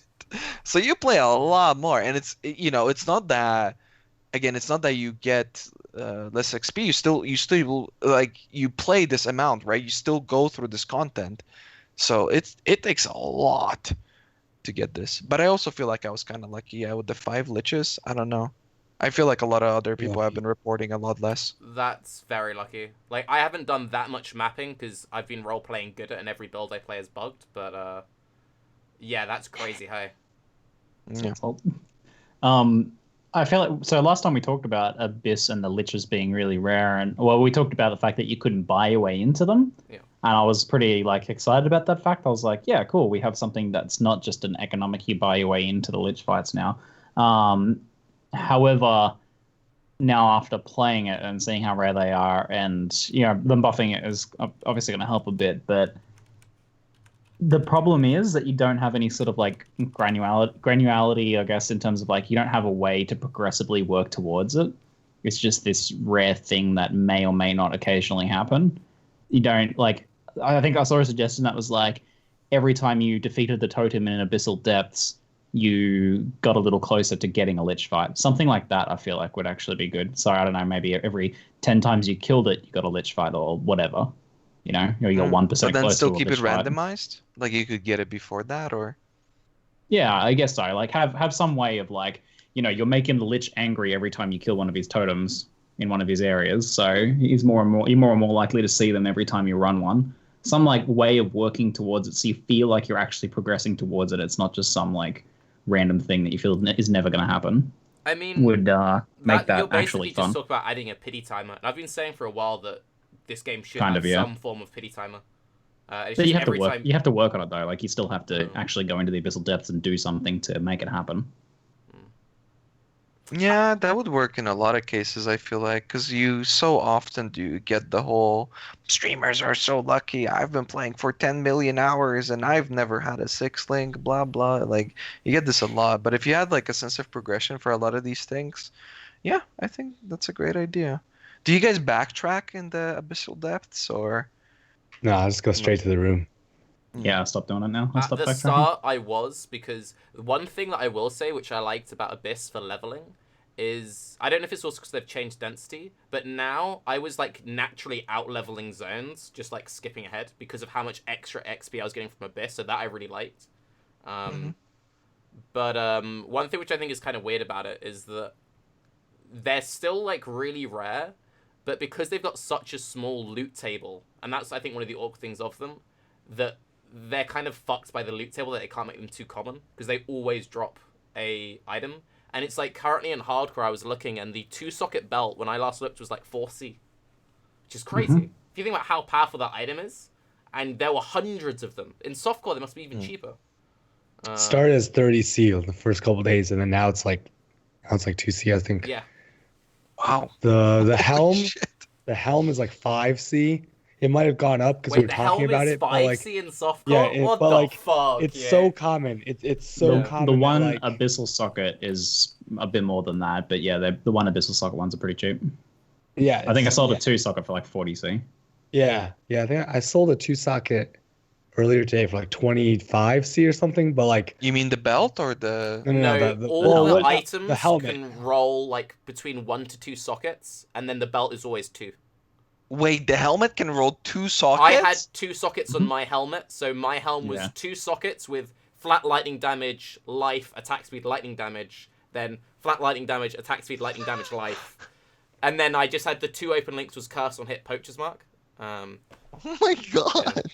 I didn't even know that that thing is even more stupid than I thought.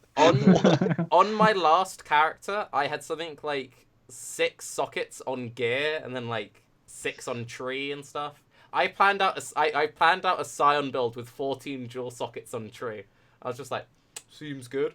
It got to the point where I had like so much flat damage that using stuff like added lightning wasn't worth it in links anymore on pure lightning builds because you just had too much flat. Yeah. Imagine this in the CI meta, back when you could get like 10,000 energy shield with a tabula rasa while using Grand Spectrum with like 13 jewels. Like, holy shit. This would be really crazy. You can get up to 50 flat energy shield on each one. Yeah. Yeah, It's crazy pretty good. nuts. But Also, do you guys think they're like super OP? they're pretty good. The helm's OP. The chest is pretty OP. No. I mean gloves- the jewels. The jewels jewels. themselves. It, Initially, I thought they're crazy, but now I'm like, I'm getting used to this. People are undervaluing regular jewels, I think, in comparison to them a bit too much, but they are crazy. I think like a good example of it was, my first build was Facebreaker just because of these jewels. Then I made a stupid like Poet's Pen build, and that was really fun. But I had so much attack. Anyway, I had too much attack speed. This thing broke. And then I was trying to plan out a poison build because I planned out a poison build which did like 10 million damage once. Never played it now. Chat only ever wants me to play that build. So I was doing it with the jewels. And it's exactly what Ziggy said. Because the jewels actually aren't that good for that build, it's only like 4 to 8 chaos damage. If I just changed it from being like 14 jewels to 14 normal jewels with like % damage over time, poison duration, the tooltip was way fucking higher. So I think for like ED, Contagion, like Caustic Arrow, for those builds, I think you still want to be using just normal jewels mostly. Yeah, but the utility is so nice. Like you get getting stuff like onslaught on kill, phasing. on kill, yeah. Like I I was got playing blind on my Yeah. barrage. Like it's like 3% chance to blind. Everything's blind. It's so good. What? With like a kinetic blast barrage character. I had a perma phasing and onslaught on my Pathfinder from like 2 jewels, and I was like, pretty good. And they're crazy cheap as well. Like if you know how to search for them. So all the builds I've been playing have been like stacking these 2 specific mods. So I was getting like flat lightning damage, life, flat lightning damage, and then either like onslaught or attack speed. And I think the most I ever paid for a jewel was maybe 5 chaos. They're like, you can get really good ones for Yeah. like 5 to 10C. I feel like my issue with the jewels is actually that they're too common. Like they drop like crazy, which means that it's never going to be worth it to craft any of these ever because they just drop so much. And I was a little bit disappointed about that because I was excited about the potential of like crafting the new Shaper and Elder Rares and crafting the new Abyssal jewels. But the Abyss jewels just drop so much as rare, you're never going to feel worth crafting them. I agree with that 100%. Try fucking getting an axe one. I don't know what it is. It's fucking possible to roll axe jewels. Never roll them. So this was my thought process. It was like, okay, I'll play Ancestral War 2 Facebreakers, farm all the new bosses, and I was thinking, oh, these jewels are going to be so hype. What I'll do is I'll just stockpile them early and just craft them, right? Because it'll be way easier to just roll flat fizz than to buy them. So for the whole leveling process, I was like throwing ults into maybe the odd alk here and there. And I was like, oh, it's really difficult to roll. I could throw like 100 ults and never hit flat fizz on a jewel. And I just like load up PV trade. I'm like, oh well, for 1C, I can get flat fizz life regen armor, or like flat fizz life and resist. Like getting so much free resist now is super easy as well. And it's just like, yeah, I would never roll these.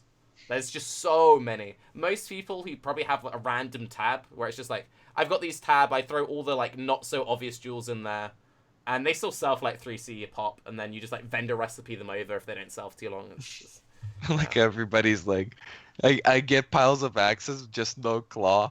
I mean, I guess it's like you feel like you get a lot of a single jewel, but then if you get like a single dagger jewel, you're like, oh my god, I get dagger jewels all the time because you don't feel that. But if your build needs like 8 jewels, then getting 8 of those like specific ones kind of feels like you're never really getting anywhere with it. I don't know.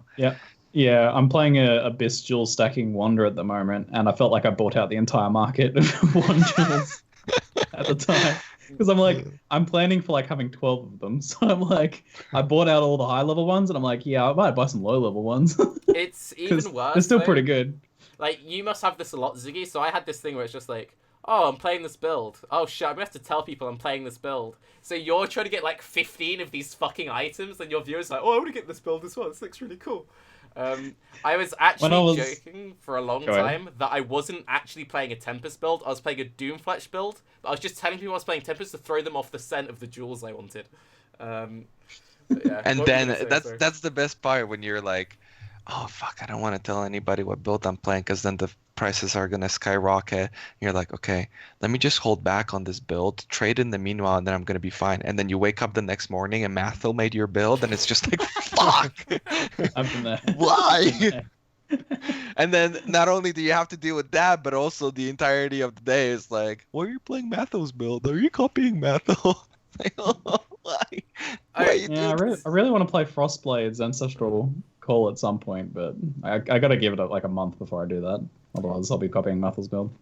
Is it true, Ziggy, that the only reason you played a Wander was you didn't want to play bows because I was playing bows and then I died the next day? Someone told me about that. I was just like, poor Ziggy. I was either going to play, because I knew with the new Abyssal Jewels I was going to play some sort of LE stacking build with one of the items that scales it, and like 2 of the main ones are Piscators and Tempest, and I was like, I'm going to do either one of those, and I prefer bows overall. So, but then I was like, fuck you, Tarke. So now I'm playing Piscators Wander. Feels good, man. That's when you know you've made it. Ziggy, one thing I wanted to say to you, because when you had your podcast with Ziz, you were like really disappointed about Mirage Archer. Mirage Archer is the best thing they've ever added to the game.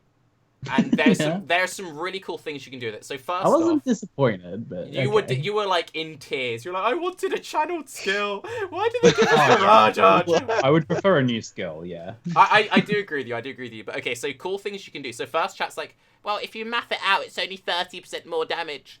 It attacks for you. Like, imagine a 35% more multiplier, which kills packs for you. It's really good. And also, it shoots, like, nearly 2 screens away. So it actually leads you. Really? So it's like, you've ever played the thing where, like, you're just running, and you maybe leave, like, half a mob behind. You're like, oh, I can't be able to finish off that pack. Mirage is like, dude, I got you. And he just shoots it and just kills it. Are you just linking it on your main AoE clearing skill? So, for leveling, legit in leveling, if you have a tabula, you just shove Mirage Archer in there, you go full movement speed. You shoot once, and you just run. You don't stop for anything. It just fucking kills everything. It's amazing. How long does it last? Base, it lasts for 4 seconds, which isn't that bad. It's like, if you ever played a totem build, it's like, it'd be like having to only drop a totem once every 5 packs. And it does scale with skill effect duration, and most builds go near Silent Life. So if you got like 1 skill effect duration cluster, that makes your Vol Haste last longer. If you just phase run, it makes that last longer, because bow builds phase run kind of works. But anyway, so that's really cool. It works with Ancestral Bond on the tree. So if you're playing like a ranged attack totem build, or like Siege Ballista, you can then have like a 6-link totem in your chest, and then a 6-link Mirage Archer in your bow, which still does damage. Which is like, kind of like gaining a whole extra totem for ranged attack totem. What I'm excited about Wait, for it is... really? Yeah. With Ancestral Bond, yes. it deals damage? I tested tested it on stream yesterday. It's huge. Holy I'm shit. trying to plan a That's cool so build cool. around it. I'm trying to plan a cool build about it.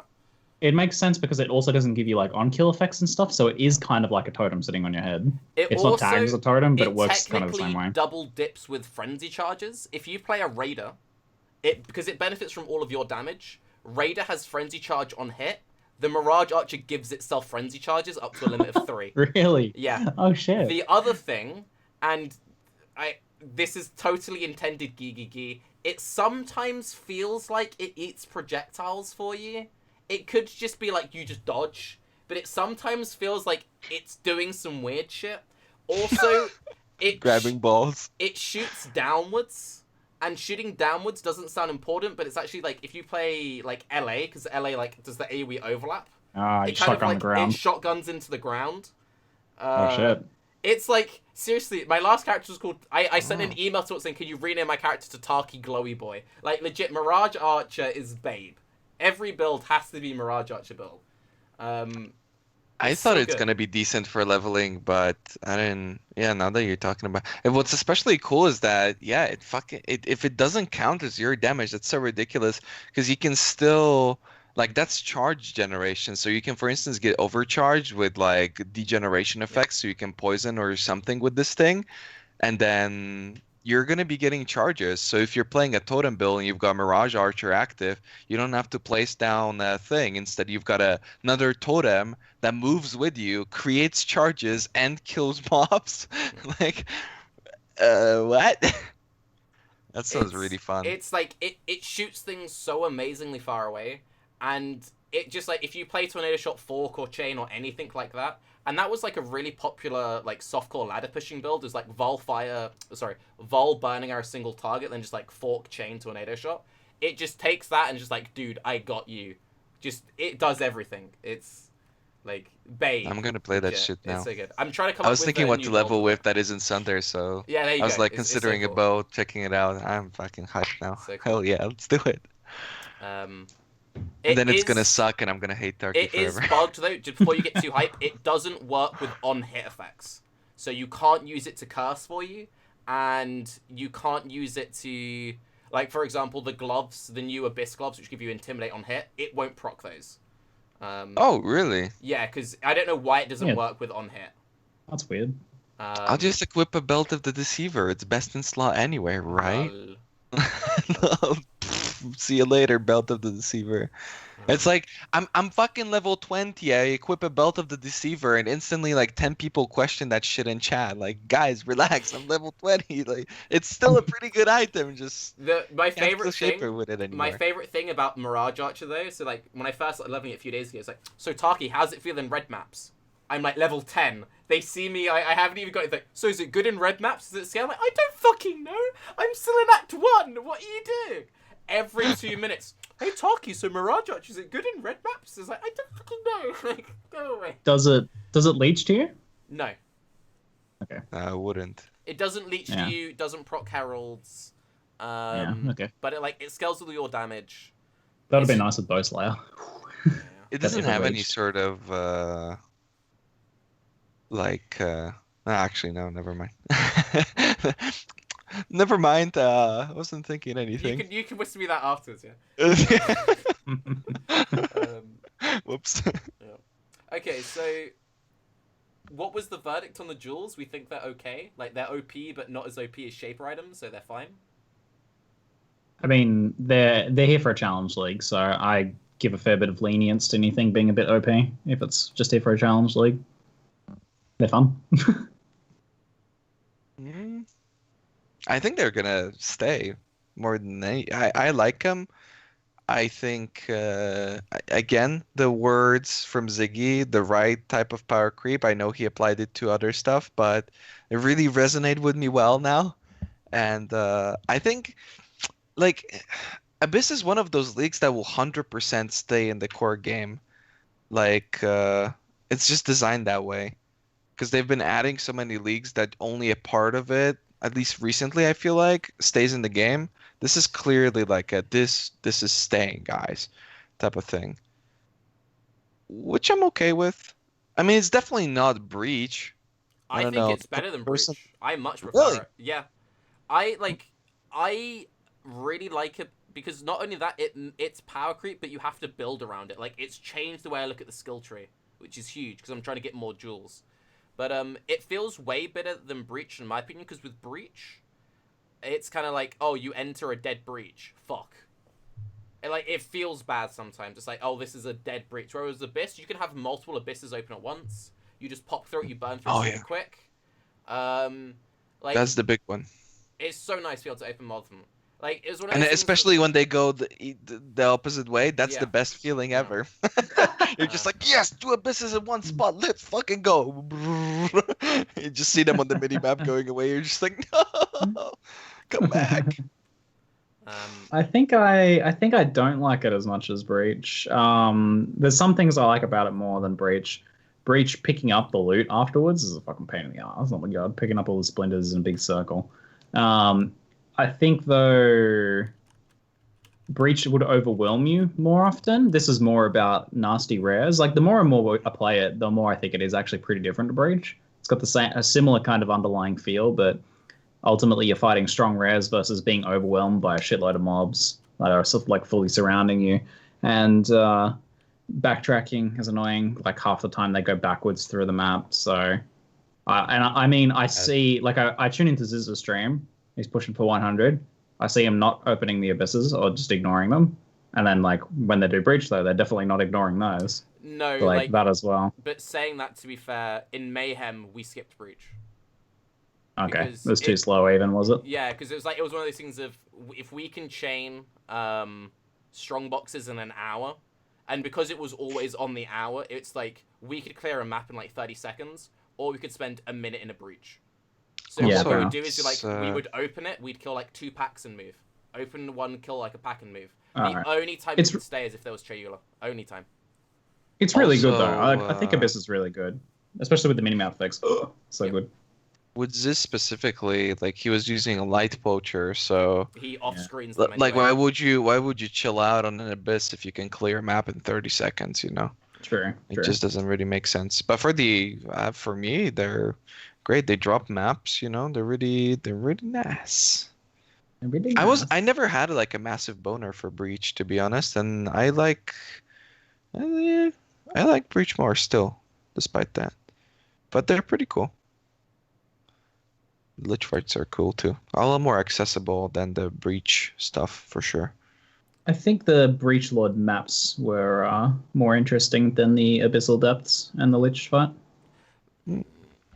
Yes and no. Like, yes in the fact that you can very clearly build towards a goal, but also no in the fact that if you just didn't build enough splinters or you were, like, inexperienced and you're selling off your Chayulas, like, how many new players actually did a Chayula in Breach League? Whereas everyone has a chance of doing Lich. Yeah, but that was like a economical decision more than anything, I feel like. True. People are just like, I don't want to run this shit because there's too much at stake. Yeah, okay, yeah. Put it in your mouth. Yeah, no, don't. Banned. Banned. CuteDog, we're waiting. There's I'll make a list. What I like about Abyss is it has lots of rares. Sometimes like 3 rares pop out. Sometimes there's like double waves of rares, like 2 and 2. So if you have a Headhunter and you're done with it, you'll at least have 2 stacks of Headhunter. That's nice. Okay, things I don't like. That's about it. Things I don't like. The box coming out of the ground takes too long. Takes forever. The nameplate of the box is like super Asian nameplate. Like, you can't see that thing. There's like a lot of stuff going on, I just can't see it. Like, did I double ban? Get my box? Where's my reward? Ban. Oh, it's right there. It's kind of like the clasp hand, right, of Breach, where you're like, why can't there be like how like you can edit in the loot filter, set font size 45. Why can't you do that with the clasped hands and the Abyss box? You can't see it. Second of all, if you have a narrow map like Channel, and sometimes the hole opens up, you can't shield charge past the hole. You're stuck on one side, and that's like super annoying. And then the click box of the Abyssal Depths is like the entire screen. God. It's like, yes. I see a chest in the corner. Let me click. Oh no, I went in the Abyssal Depths. And then like the I went in one hitboxes like are 5 really times hard. in a row the other day. Yeah, it's so crazy. And also it's yeah, otherwise it's okay. Well, they addressed some of this, right? Like the hole being just like gaping way too much. It's way too big. Triple band. So, whoa, wait, is that not a normal word? Can you use it in other contexts? God damn it, now I gotta Google this shit. I don't think you can use gaping in other contexts these days, no. Really? You can kind of use it like if you're really hungry, like you could maybe use gaping in that or something. There's a gape. The What? first search was a. Oh God. Okay, maybe I shouldn't say this out loud. Oh my God. Okay. So You know, moving on. Do we like the Abyss rewards and supporter packs and stuff? Yeah, uh, Yeah. love them. Both of them. Same price? What is that? One has a portal, See- one doesn't. My initial reaction to the same price was like, that's awesome. That's a cool idea. You just pick the one you like. I went on Reddit. Everyone fucking hates it, man. Everyone's like, greedy bastards, GGG. So I was a little surprised by it, but apparently people don't like the two $60 packs. Because they're like, Wait, I don't have a really? $30 pack I can afford. Yeah, I guess Yeah. because before it was like $30 pack, people could go for a cheap one. Because you can get all the but- ones before.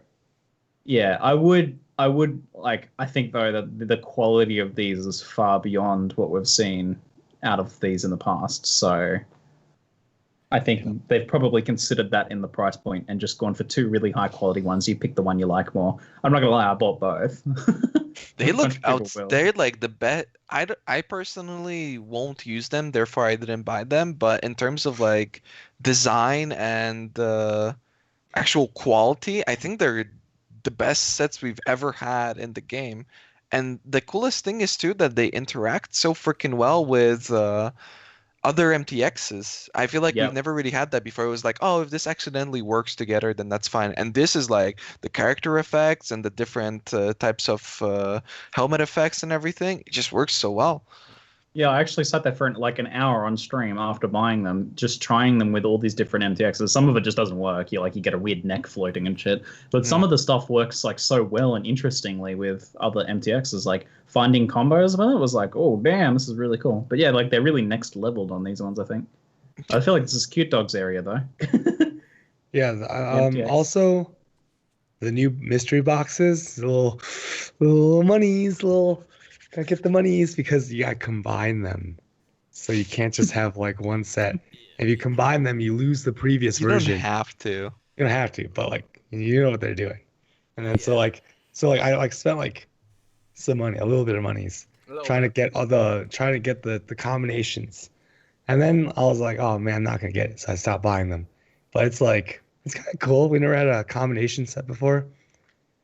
Also the fire sword that comes out of the fire and ice new boxes with Cyclone, it looks really cool because the effect how do I explain this? It like when you turn around on your sword, the fire like it's as if the leaves, wind like, is a pushing trail. it that It way. leaves a trail Yeah, behind it, it pushes the way the way you're spinning. It looks really good. So like that. Wait, which sword effect? What? Fire effect from the new mystery boxes. All of the new like weapon MTX since Do I have that? like 3.0. Like if you just have like the vagabond weapon effect, which is like the bottom run from 3.0, when you swing it, it leaves the trail behind it. Mhm. Yeah, And they've done that same Yeah. tech in the new loot boxes. The fire's Yeah, the that's what I entire do with thing, yeah. purple. That's what I do with Badass. purple, the purple effect. That's why I loved it so much because it was free. Twitch Prime, by the way, every 30 days. But you could get it for free, and then Free it sub. had that thing on it. You know, just I don't think I have it. I opened like 40 boxes. I don't think I have the weapon effect. It's so good. With Cyclone, it's like number one because it's the entire blade, and it's as if like the wind is blowing the fire in that direction. It just keeps going around. Oh man, I don't have it. Sheet. I like these packs though. I hope they keep doing $60 packs. It's badass. I don't like how like one has a portal, one doesn't have a portal. One has a cape, one doesn't have a cape. It's like Come on. I kind of like that though, because you're like, I've got a shitload of portals. I really don't want another one. Well, but cape, yeah. I don't know. I feel like that's just like a kind of extra idea on the choice between the two. But I don't know. Maybe you're right. Maybe they could have both had a cape and a portal. That'd be nice. And it's a mistake too. Why would you even put in the cape when you can have the scholar back attachment? If you can have a bunch of books on your back, why the hell would you use anything else? The other one's good, yeah. I like that Fucking one. hell, that thing is so good. Oh my Good. god. I don't think I'm ever gonna use anything else. Just wait until they make like bigger books. These books are pretty big. Though. No, like Yeah, a really pretty big. fucking, like a whole library on your back. That's a bookshelf. A bookshelf backpack. And you like literally lean forwards, keep the books on it. I see, mate. Got like chains holding the books in. And your Templar just, I'm not a beast of burden. Just constantly. Never shuts the fuck up. You could legitimately make like a really cool pair of boots out of books. Like use the leather strap of the boot, make like a pair of book sandals. Like, There's a lot of books. There's no like book hat, but there's a book shield. Yeah, There's book like shield, book book- back. Yeah. Yeah, book bag. There's a book chest piece. You need like a book weapon? I don't know. How cool would that be? That Grim Dawn does that really well, where it's Book like a weapon? tome. You hold it. Hmm. Just replace your shield with that. That would be pretty cool. And a wizard hat, get a nice long beard. Come on. We're getting there. Eventually. You'll get your wizard eventually. Except staffs are shit, so that's the biggest problem, right? You can't heal the staff because they're shit. God, Or that build stains. with the cast when channeling, charge dash, unearth thing. I wanted to use staff with that too. Yeah. The one thing I find Yeah. really funny about staffs, like even ignoring like mobility options, it's just more damage to use a shield these days. Like for casters, like one hand and shield is more damage than a staff, and you have better movement options. So why the fuck would you ever use a staff? I rolled like a 80% crit, 100 life, 70, I think 6 lightning damage shield. I'm like, what?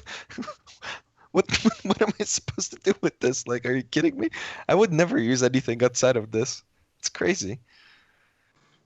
Yeah, And you can saves even could roll probably like use- Fizz, right? Like global Yeah, like physical you- damage on it too? Yeah, the options have been expanded on them so much. I really like shields now. They've gotten that rework was really nice, but especially now with like Shaper and Elder items providing extra 6-link slots, the value of staves just plummets as a useful item slot. So they definitely need some love soon. I think there's no real reason to use them. That's interesting. What could they do? You guys got any immediate thoughts? Double More the plus mods. gems? Double the potential mod, I guess. That might be enough. Yeah, but then it's way harder to roll, right? Every time they double it, the probability of the higher ones is No, I would just double Lower. what the rolls can go to, like the casters. Oh, yeah, They just like okay. make it roll like a fuck ton. I mean, you can just make the baseline higher as well. Yeah. You can just bring everything. can you- bring everything up? What about like Shaper and Elder staves? Like, can you actually get like a 10 link and stuff? The 6-link slots don't have the same mod pool as the other stuff. You can get extra links on them or things that are like roughly the equivalent of a link, but the actual extra links you get are like not Boss real links, like faster projectiles and item rarity and stuff like that.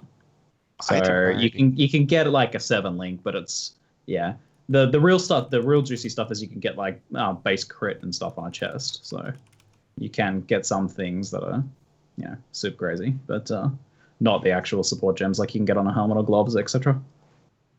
Why? Just too Why? much? Yeah, because No, I it's guess- like you've got a 10 link, you got to deal with the mana cost in itself. In a way, it can be punishing, right? So like, why would they hold back on staves when they're adding what essentially are like 10 links to one-handed weapons? Like the thing that Tarke mentioned, like a 3-link. There's like a triple support with double conversion to almost 100%. Like there's shit like that. That's just insane. Well, Like, why I mean, would you they can hold get back stuff on like that on staves? staves. I mean, let me have a look here. So I'm on Elder. Let me go to what the hell staves on this list? Are they even here? There we go. Remove All right, those. Let's see what sort of stuff you can get. Okay. Area of effect, endurance charge on kill, unholy might, 10 to 15 physical damage converted to chaos damage. Up to 25 converted to chaos damage. What else is there? It sounds like a short. There's like supported by fortify, power charge on crit, reduced mana. Those are the supports from Elder. Let me go to Shaper. So it's not amazing. Reduced mana and fortify. What? Let's have a look at Shaper. Maybe Shaper wins out. So Shaper's got Fierce's extra, like lightning, fire, cold damage, that sort of stuff. Arcane Surge, power charge on crit, cast ball channeling. Those are the extra, and cast on melee kill. Those are the extra support gems you can get on a staff. Cast ball channeling. So you could actually get like Arcane Surge, cast ball channeling. I guess maybe like power charge on crit. You could actually get like a decent extra. That would be amazing for maybe. For my dude. Actually, that would be an 8 link. Because Arcane Surge, cast ball channeling, and I only need to use that to move around and create corpses. Volcano Man can be making a comeback. Damn. Gain 20% of elemental damage as extra chaos damage. There's a few decent things on there. I don't think it's one of the like +1 max power charges, +1 max endurance. There's some decent stuff on there, but it's not a standout slot, I don't think. Some of that stuff's equivalent in power as well to like what you can get on a scepter, which is a bit shit. Like the extra damage is chaos or extra damage is elemental. Mods about the same as you can get on a scepter or something. On a staff, so they should be probably, I don't know, a bit stronger maybe, I don't know. Yeah, but again, the multiplier, the mana multiplier by itself is like a pretty big cost. I wonder why they held back on this. I mean, it's multipliers anyway. Since it's multiplicative, it wouldn't really scale like beyond reason, I think.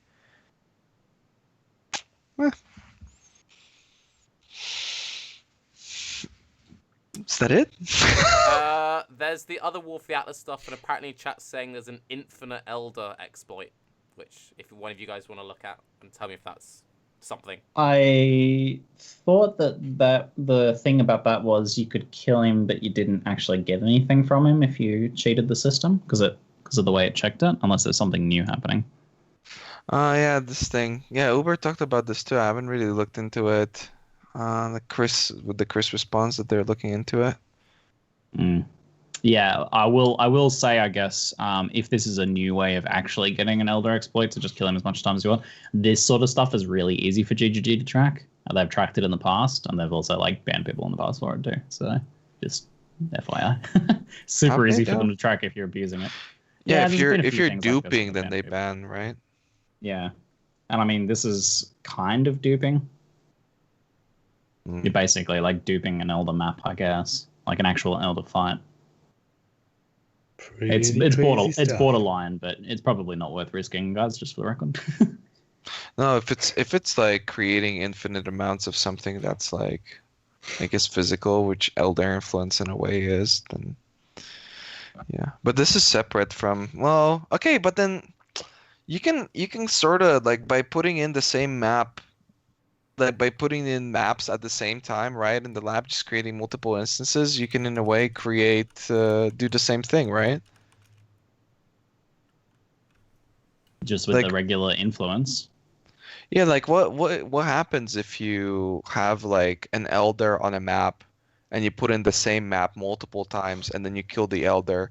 Will the other maps that you've put in not have Elder anymore? So my understanding was it basically checks whether you've already killed him in that instance, and then he won't drop any loot if you kill him again. That was my understanding, but it seems like there might be at least one way of bypassing that check, which is what has been posted in chat and that. But yeah. Ooh, Tarke spazzing out. Yeah, it's like his camera's freaking out. Sorry, it's fucking... You're quiet! You're so fucking quiet, Tarke! Have you tried turning your microphone on, Tarke? It's like... Is that the voice you give your chat? Whenever I have to explain it, it's like, Tarke, why is the world such a sad place? This is just my Reddit voice. It's a bit like my complaining voice too. Really? Yeah. I'm I trying have- to I have read up posted on this to real one quick, chat. but Yeah. maybe I don't know Tarke if we should show should read this it. on Read it. screen. Yeah, I don't know if you should like read it out on Slam. Oh yeah, maybe not, because it's like you're advertising Yeah, for fair. An exploit. Yeah, probably not. I mean, this is an announcement, and I mean, if anybody's gonna get banned, it's just Tarke. So Yeah. what's the big deal? I mean, that's the thing. They can't even catch me for saying it on stream because they can't fucking hear me say anything. They'll just hit. This is what happened. They'll just see this, and then fucking Raiz chatting about it. So fuck Raiz. I'm not getting banned for this. Anyway. I like how in edit he's like he posts and this is the fucked up part about the PoE community, right? Like he fucking makes a giant post on Reddit and then at the very end he's like, edit, went ahead and submitted a bug report. It's like, why did you do that in the first place? What do you mean? After Chris responds to you, you submit a bug report? Come on, dude. Well, it's not even come on, dude. It's just like the way the community is built, right? GG communicates through Reddit, so the community does as well. Here's the weird thing about this, right? Is like, so the post details how there is a way for you basically just to get the same elder kill over and over again. But the way that it's being done seems to, and the people are saying this in here, it's like no items drop. So why are people doing it if no items dropping? There must be something going on. Does it give XP? Is it like there's no challenges for it, is there? I mean, how much XP does Elder really give? And maybe it counts towards like an Elder kill challenge if there is one. I haven't actually looked Well, at the but challenges. this is the Elder kill itself, right? But you still benefit from your map having the Elder influence. So here's a real curveball for this. So if you're using this to just gain more experience, which technically is duping, but it's not really. The number one SSF player is using this. Isla, he's actually using it and streaming it, and he has been all along. So like this Elder thing that was just posted. Yeah, he's putting in the thing we talked about earlier too. He's not killing Elder, but he's putting in multiple maps so that the influence doesn't shift. Therefore, he has the influence on those maps at all times. But to be fair, that's the I think exact that's same more- thing that most people do Yeah. in Mayhem and Turmoil. That's Yeah. more I don't know if clever that's game gonna be like a mechanics. yeah. Yeah, but if he doesn't drop any loot, then what's the benefit of doing this? I mean, practice? I don't. I don't know. What do I you mean, guys actually think of the new fights? Out of interest, I haven't got a chance Oh no, to he do does them say yet. it. Now I have 4 maps on my atlas that have permanent Elder influence. Extra mobs and Elder items can drop, but the Guardian never give me completion and stays there. Okay. Yeah. So well- you bug it onto your atlas, and then the Guardian doesn't do anything, but the mobs in the map itself do keep giving you rewards. Is that the point then? Yeah, but that's exactly the same as Turmoil and Mayhem. And It's the exact, never the made a exact same statement thing. about that. Yeah.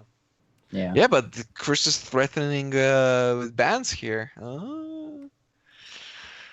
I don't know.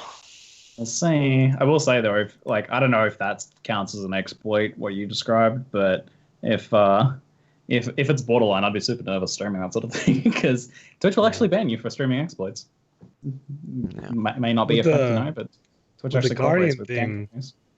Isn't it you just don't kill the boss, right? It stays. Is that how it works? Because Yeah, if you don't- then there's nothing wrong if you with don't- that. Like Yeah, if you don't kill the Guardians or the Elder, their influence stays there. So you can Yeah, just oh, basically that's farm. ideal. Yeah, but you can only have it those amounts going on 4 maps, right? Well, like let's say I'm farming, And it's somewhat channel, random. and it's there. I just don't kill the boss because it doesn't matter. I get all the portals and all that. Yeah, but that's extra loot. really hard though. Think about it, because you have to have like Elder influence over at least 20 maps, and only 4 out of those are going to hit Yeah, the permanent yeah. thing. So Like, you, if you get it though, right? yeah, just if keep you there get forever. it, then that's just pretty good. That's like game changing good. I'm gonna do it. Just sit there all day and I'm try. gonna do it. Yeah, but then you can't really do that on hardcore unless you could if you have like a character that can specifically kill this, but as you guys mentioned before, how do you feel about the fights? It seems pretty rough. I've done 2. I died both times. I like how we've had Nice. my video up here. This is my first time fighting all the bosses. We've had this playing throughout the podcast. I don't know. I probably died like 200 times in this podcast so far. I just like that fact. I so there's I guess I'll start with my issue with the system I guess behind it is that Elder doesn't start appearing until you do a tier 6 plus shaped controlled map. That's when he starts appearing. So at that point, you're most likely to encounter Elder himself in yellow maps. So you miss that opportunity of the progression of Elder from white, yellow, red, which was a bit disappointing. And then if you can kind of shepherd him towards the middle so you can keep him from spawning in white. But if his area does cover white and yellow, there's a chance him or his guardians could end up in the white and yellow areas. A fun fact or a fun feature of this is that in white maps, the Guardian fights have one phase. In yellow, they have 2 phases, and in red, they have 3 phases, which is really freaking cool. But again, disappointing that you don't start encountering them until you are up to yellow maps anyway, so you're not going to get those white map encounters. So I really wish that... Yeah. Real quick counterpoint to that is I think the way it's designed like that is because you basically have... To shift around the influence, you have to run the maps. And when you start mapping, you don't have access to the maps to shift it around. So I think this is to prevent Elder from like randomly just spreading really hard and you not being able to do anything about it and him just like planting himself somewhere with very little control. Because unless you buy the maps, I mean, what are you going to do if he just like shifts out to yellow maps, right? You can't run those maps because you don't have them yet. So maybe that's why they're doing that. I haven't like seen that to be an issue so much. What I'm saying is that I think maybe we might be talking about different things. What I'm saying is that it would be pretty nice if you were running white maps, you did like, I don't know, 10 shaper controlled maps and then Elder appeared while you were still in white maps.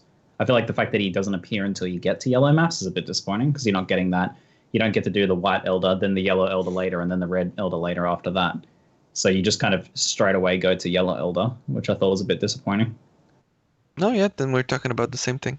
It's like, think about it this way. If you're only running shaped maps, then you're only running maps until tier 10s, right? So you've only got tier 9s unlocked. Now, if your Elder decides to plant himself like around the middle circle where you've got all these red maps, you won't be able to move him around in any way. So normally you try to control Elder so that he doesn't plant himself somewhere. Because if he has too big of an influence, then he's going to spawn the Guardians and everything like that. But if you don't have those maps that he is, influencing, then you can't run them. Therefore, you can't shift where he goes.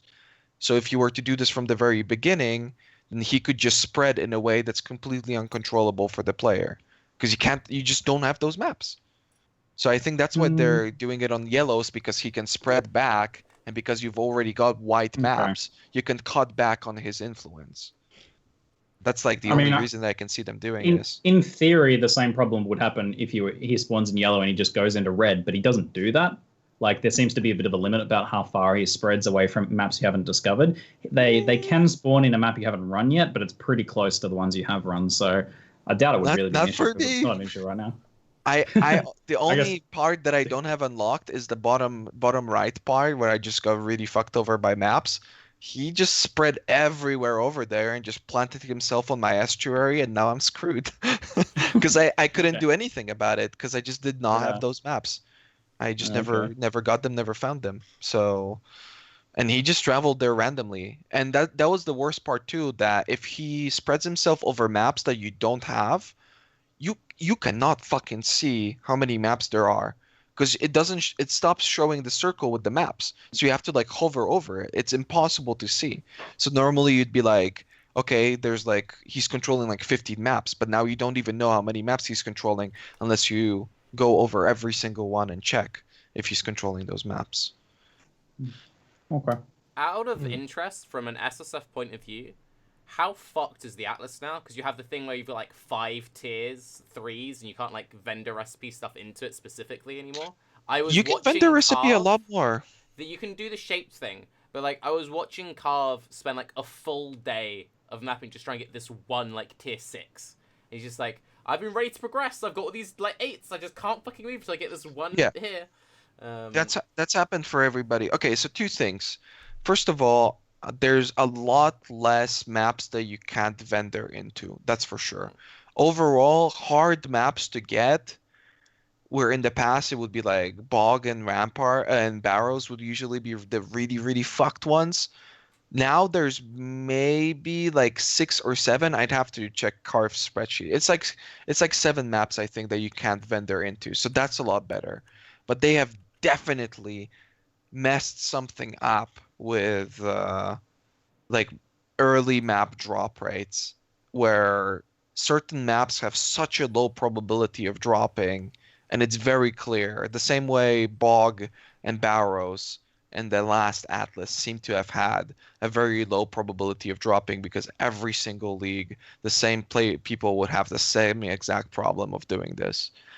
So in a way, you can vendor into things very easily, or easier now, but you still do run into that issue. And it does seem like, yeah, oftentimes you're going to be stuck on like trying to get a single tier 4.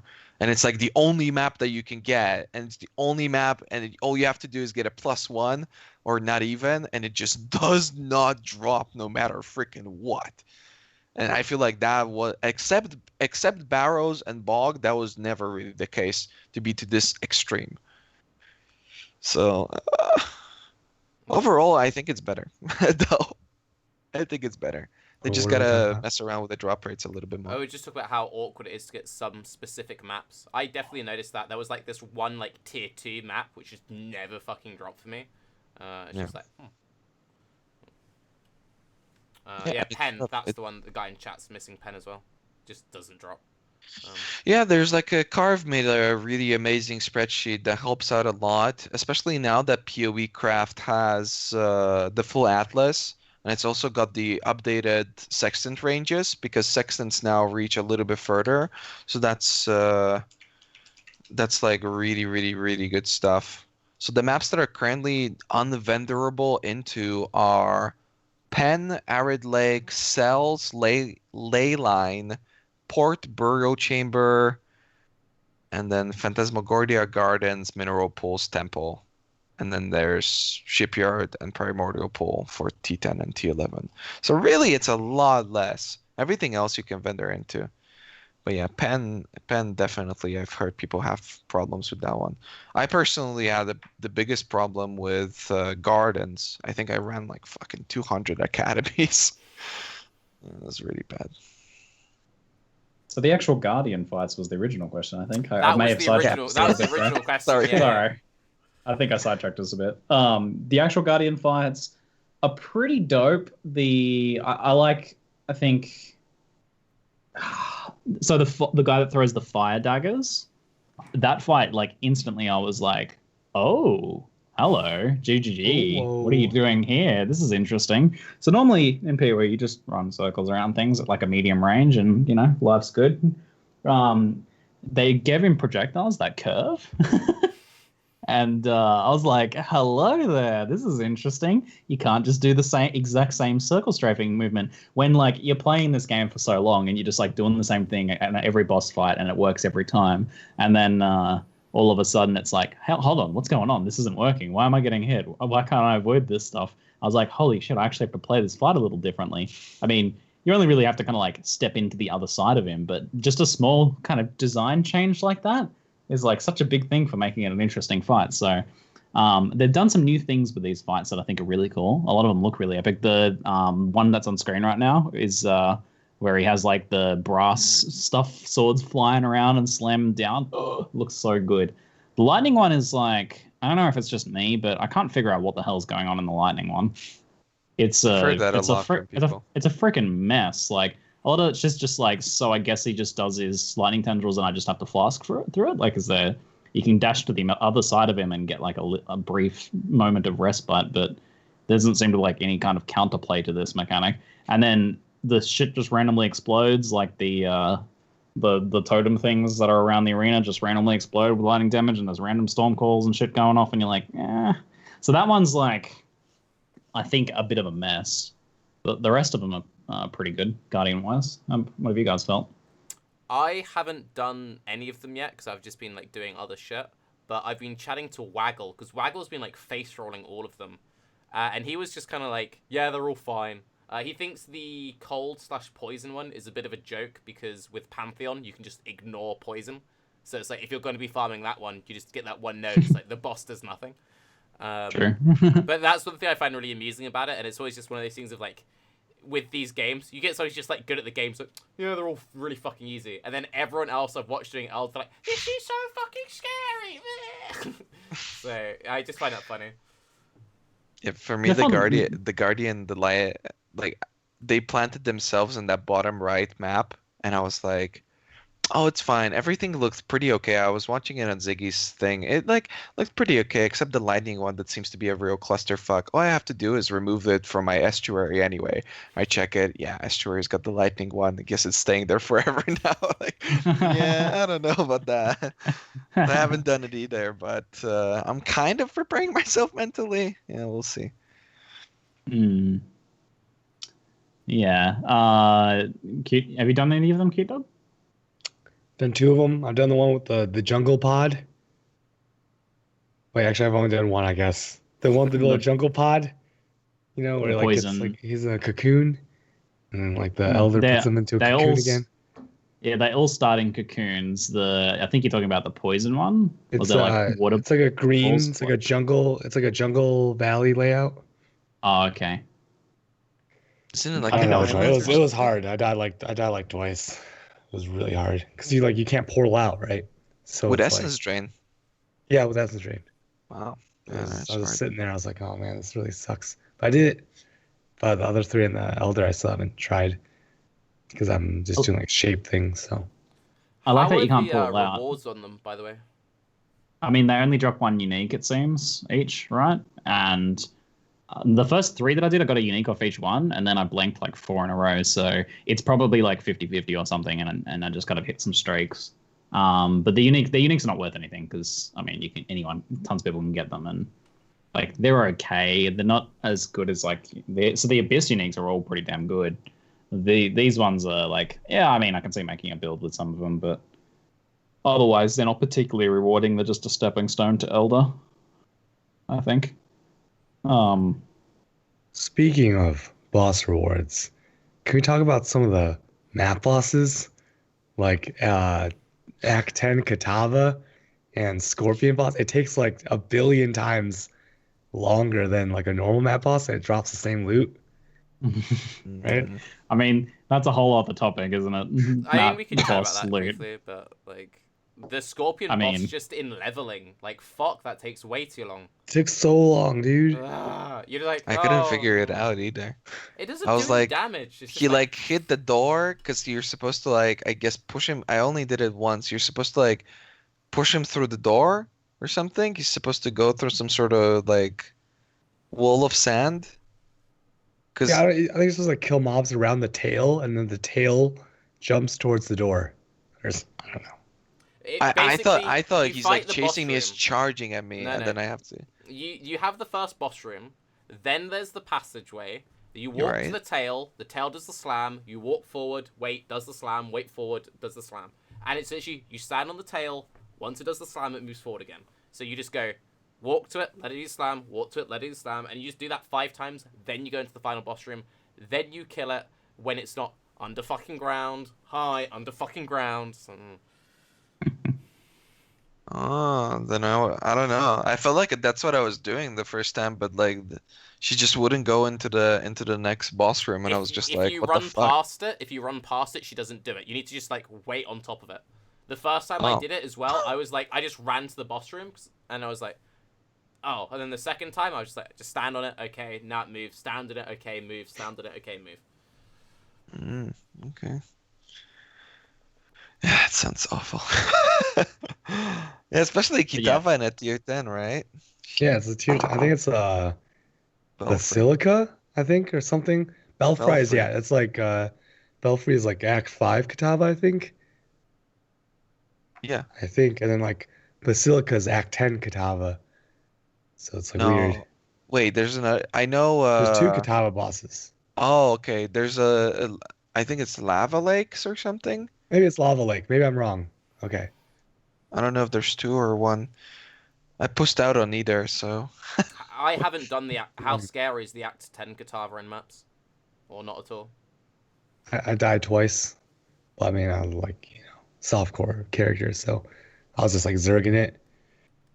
Just the rewards are, it's not very rewarding, so like, I don't see anyone doing it because you just sit there and you just wait and you wait and you wait, and there's like invulnerabilities and like it's kind of annoying. But then on the flip side, there's these maps now like Park and like City Square where the boss is just like in the middle of the map sitting there. That's kind of cool. Nice open layout, boss is just right there. Like that. Yeah, that's a weird addition. It's one of those things where I feel like they added it just so you like get through it. It's not really, you're not really supposed to be doing it, but maybe that's not a good thing. Yeah, I guess like you could just view it as like here's a hurdle you have to overcome or something to unlock the map, but that's a bit shit. I think we can all agree that boss loot or something needs to be given some love. I mean, it is a if you're like progressing through one specific line to get your Shaper Orb, like typically people pick a line and then they just like do the Shaper Orb, and then the influence cuts back, and then they get it back up, and then do it again, and you keep traveling like that. So I did that in the bottom left at the end of it. Yeah, it's lava lakes. So that kind of denied me my T10 Shaper Orb, and that was pretty impactful though, because it's a pretty big deal if you're doing shaped strats that you now have to either do this that's really hard or do it somewhere else, and that way you're going to have to either vendor all the way up until that map or progress, and therefore you're going to have to remove these maps from your atlas. It's pretty costly, but I don't know if the other tier 15 bosses are easy or hard. I don't really know what the other ones are, because the only map that I tried was Kitava, so for it's like something easy. I know Dodgery's, the Act 8 Dodgery's on Wastepole, she's pretty messed up. That's like probably the hardest boss up until tier 10s, I'd say. Although on tier 9s, like when she's not shaped, she's got like pretty low life, so you can still kind of kill her okay. But she's pretty messed up. Okay. Well, since we've kind of gone all around the houses and no one can hear what the fuck I'm saying, what's people's like closing thoughts? Otherwise, I'll see everyone in 2 weeks' time.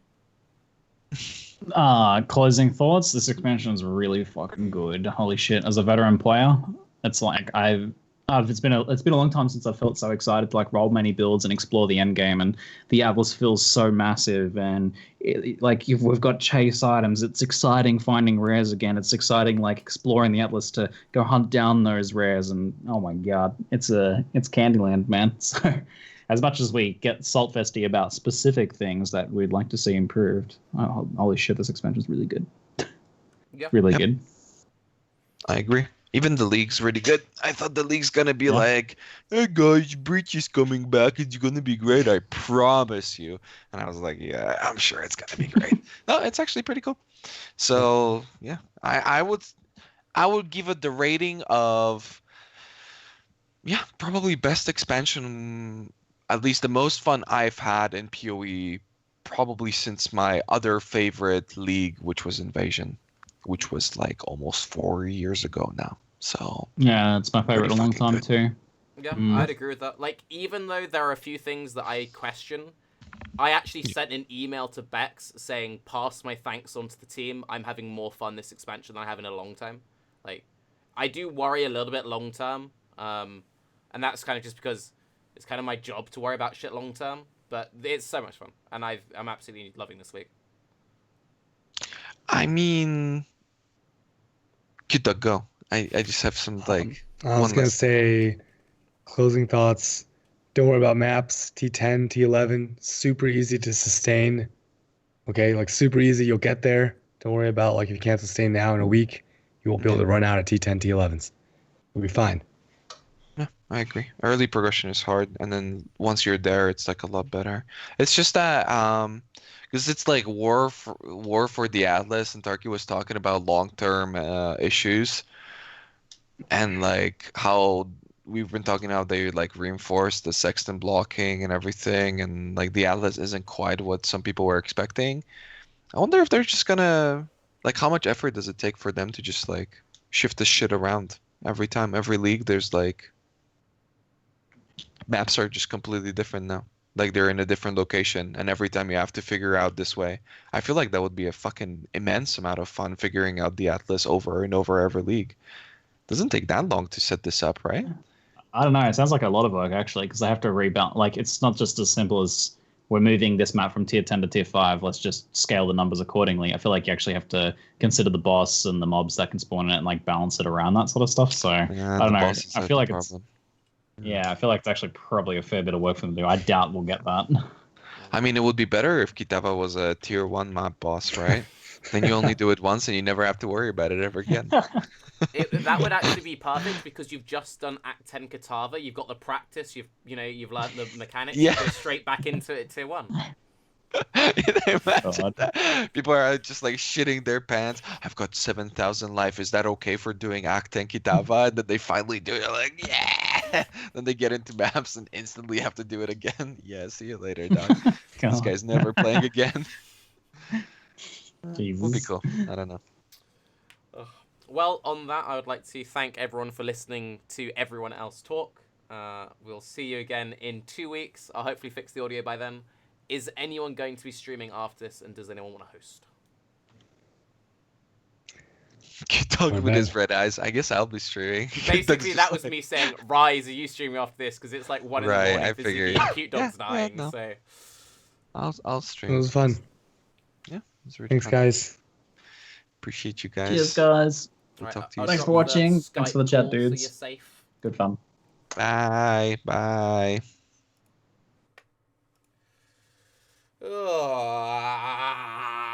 Can't hear anything you fucking say, Tarke. Can't fucking hear anything. Can't fucking hear. Pricks. A lot of you, you know who you are. Can't fucking hear you.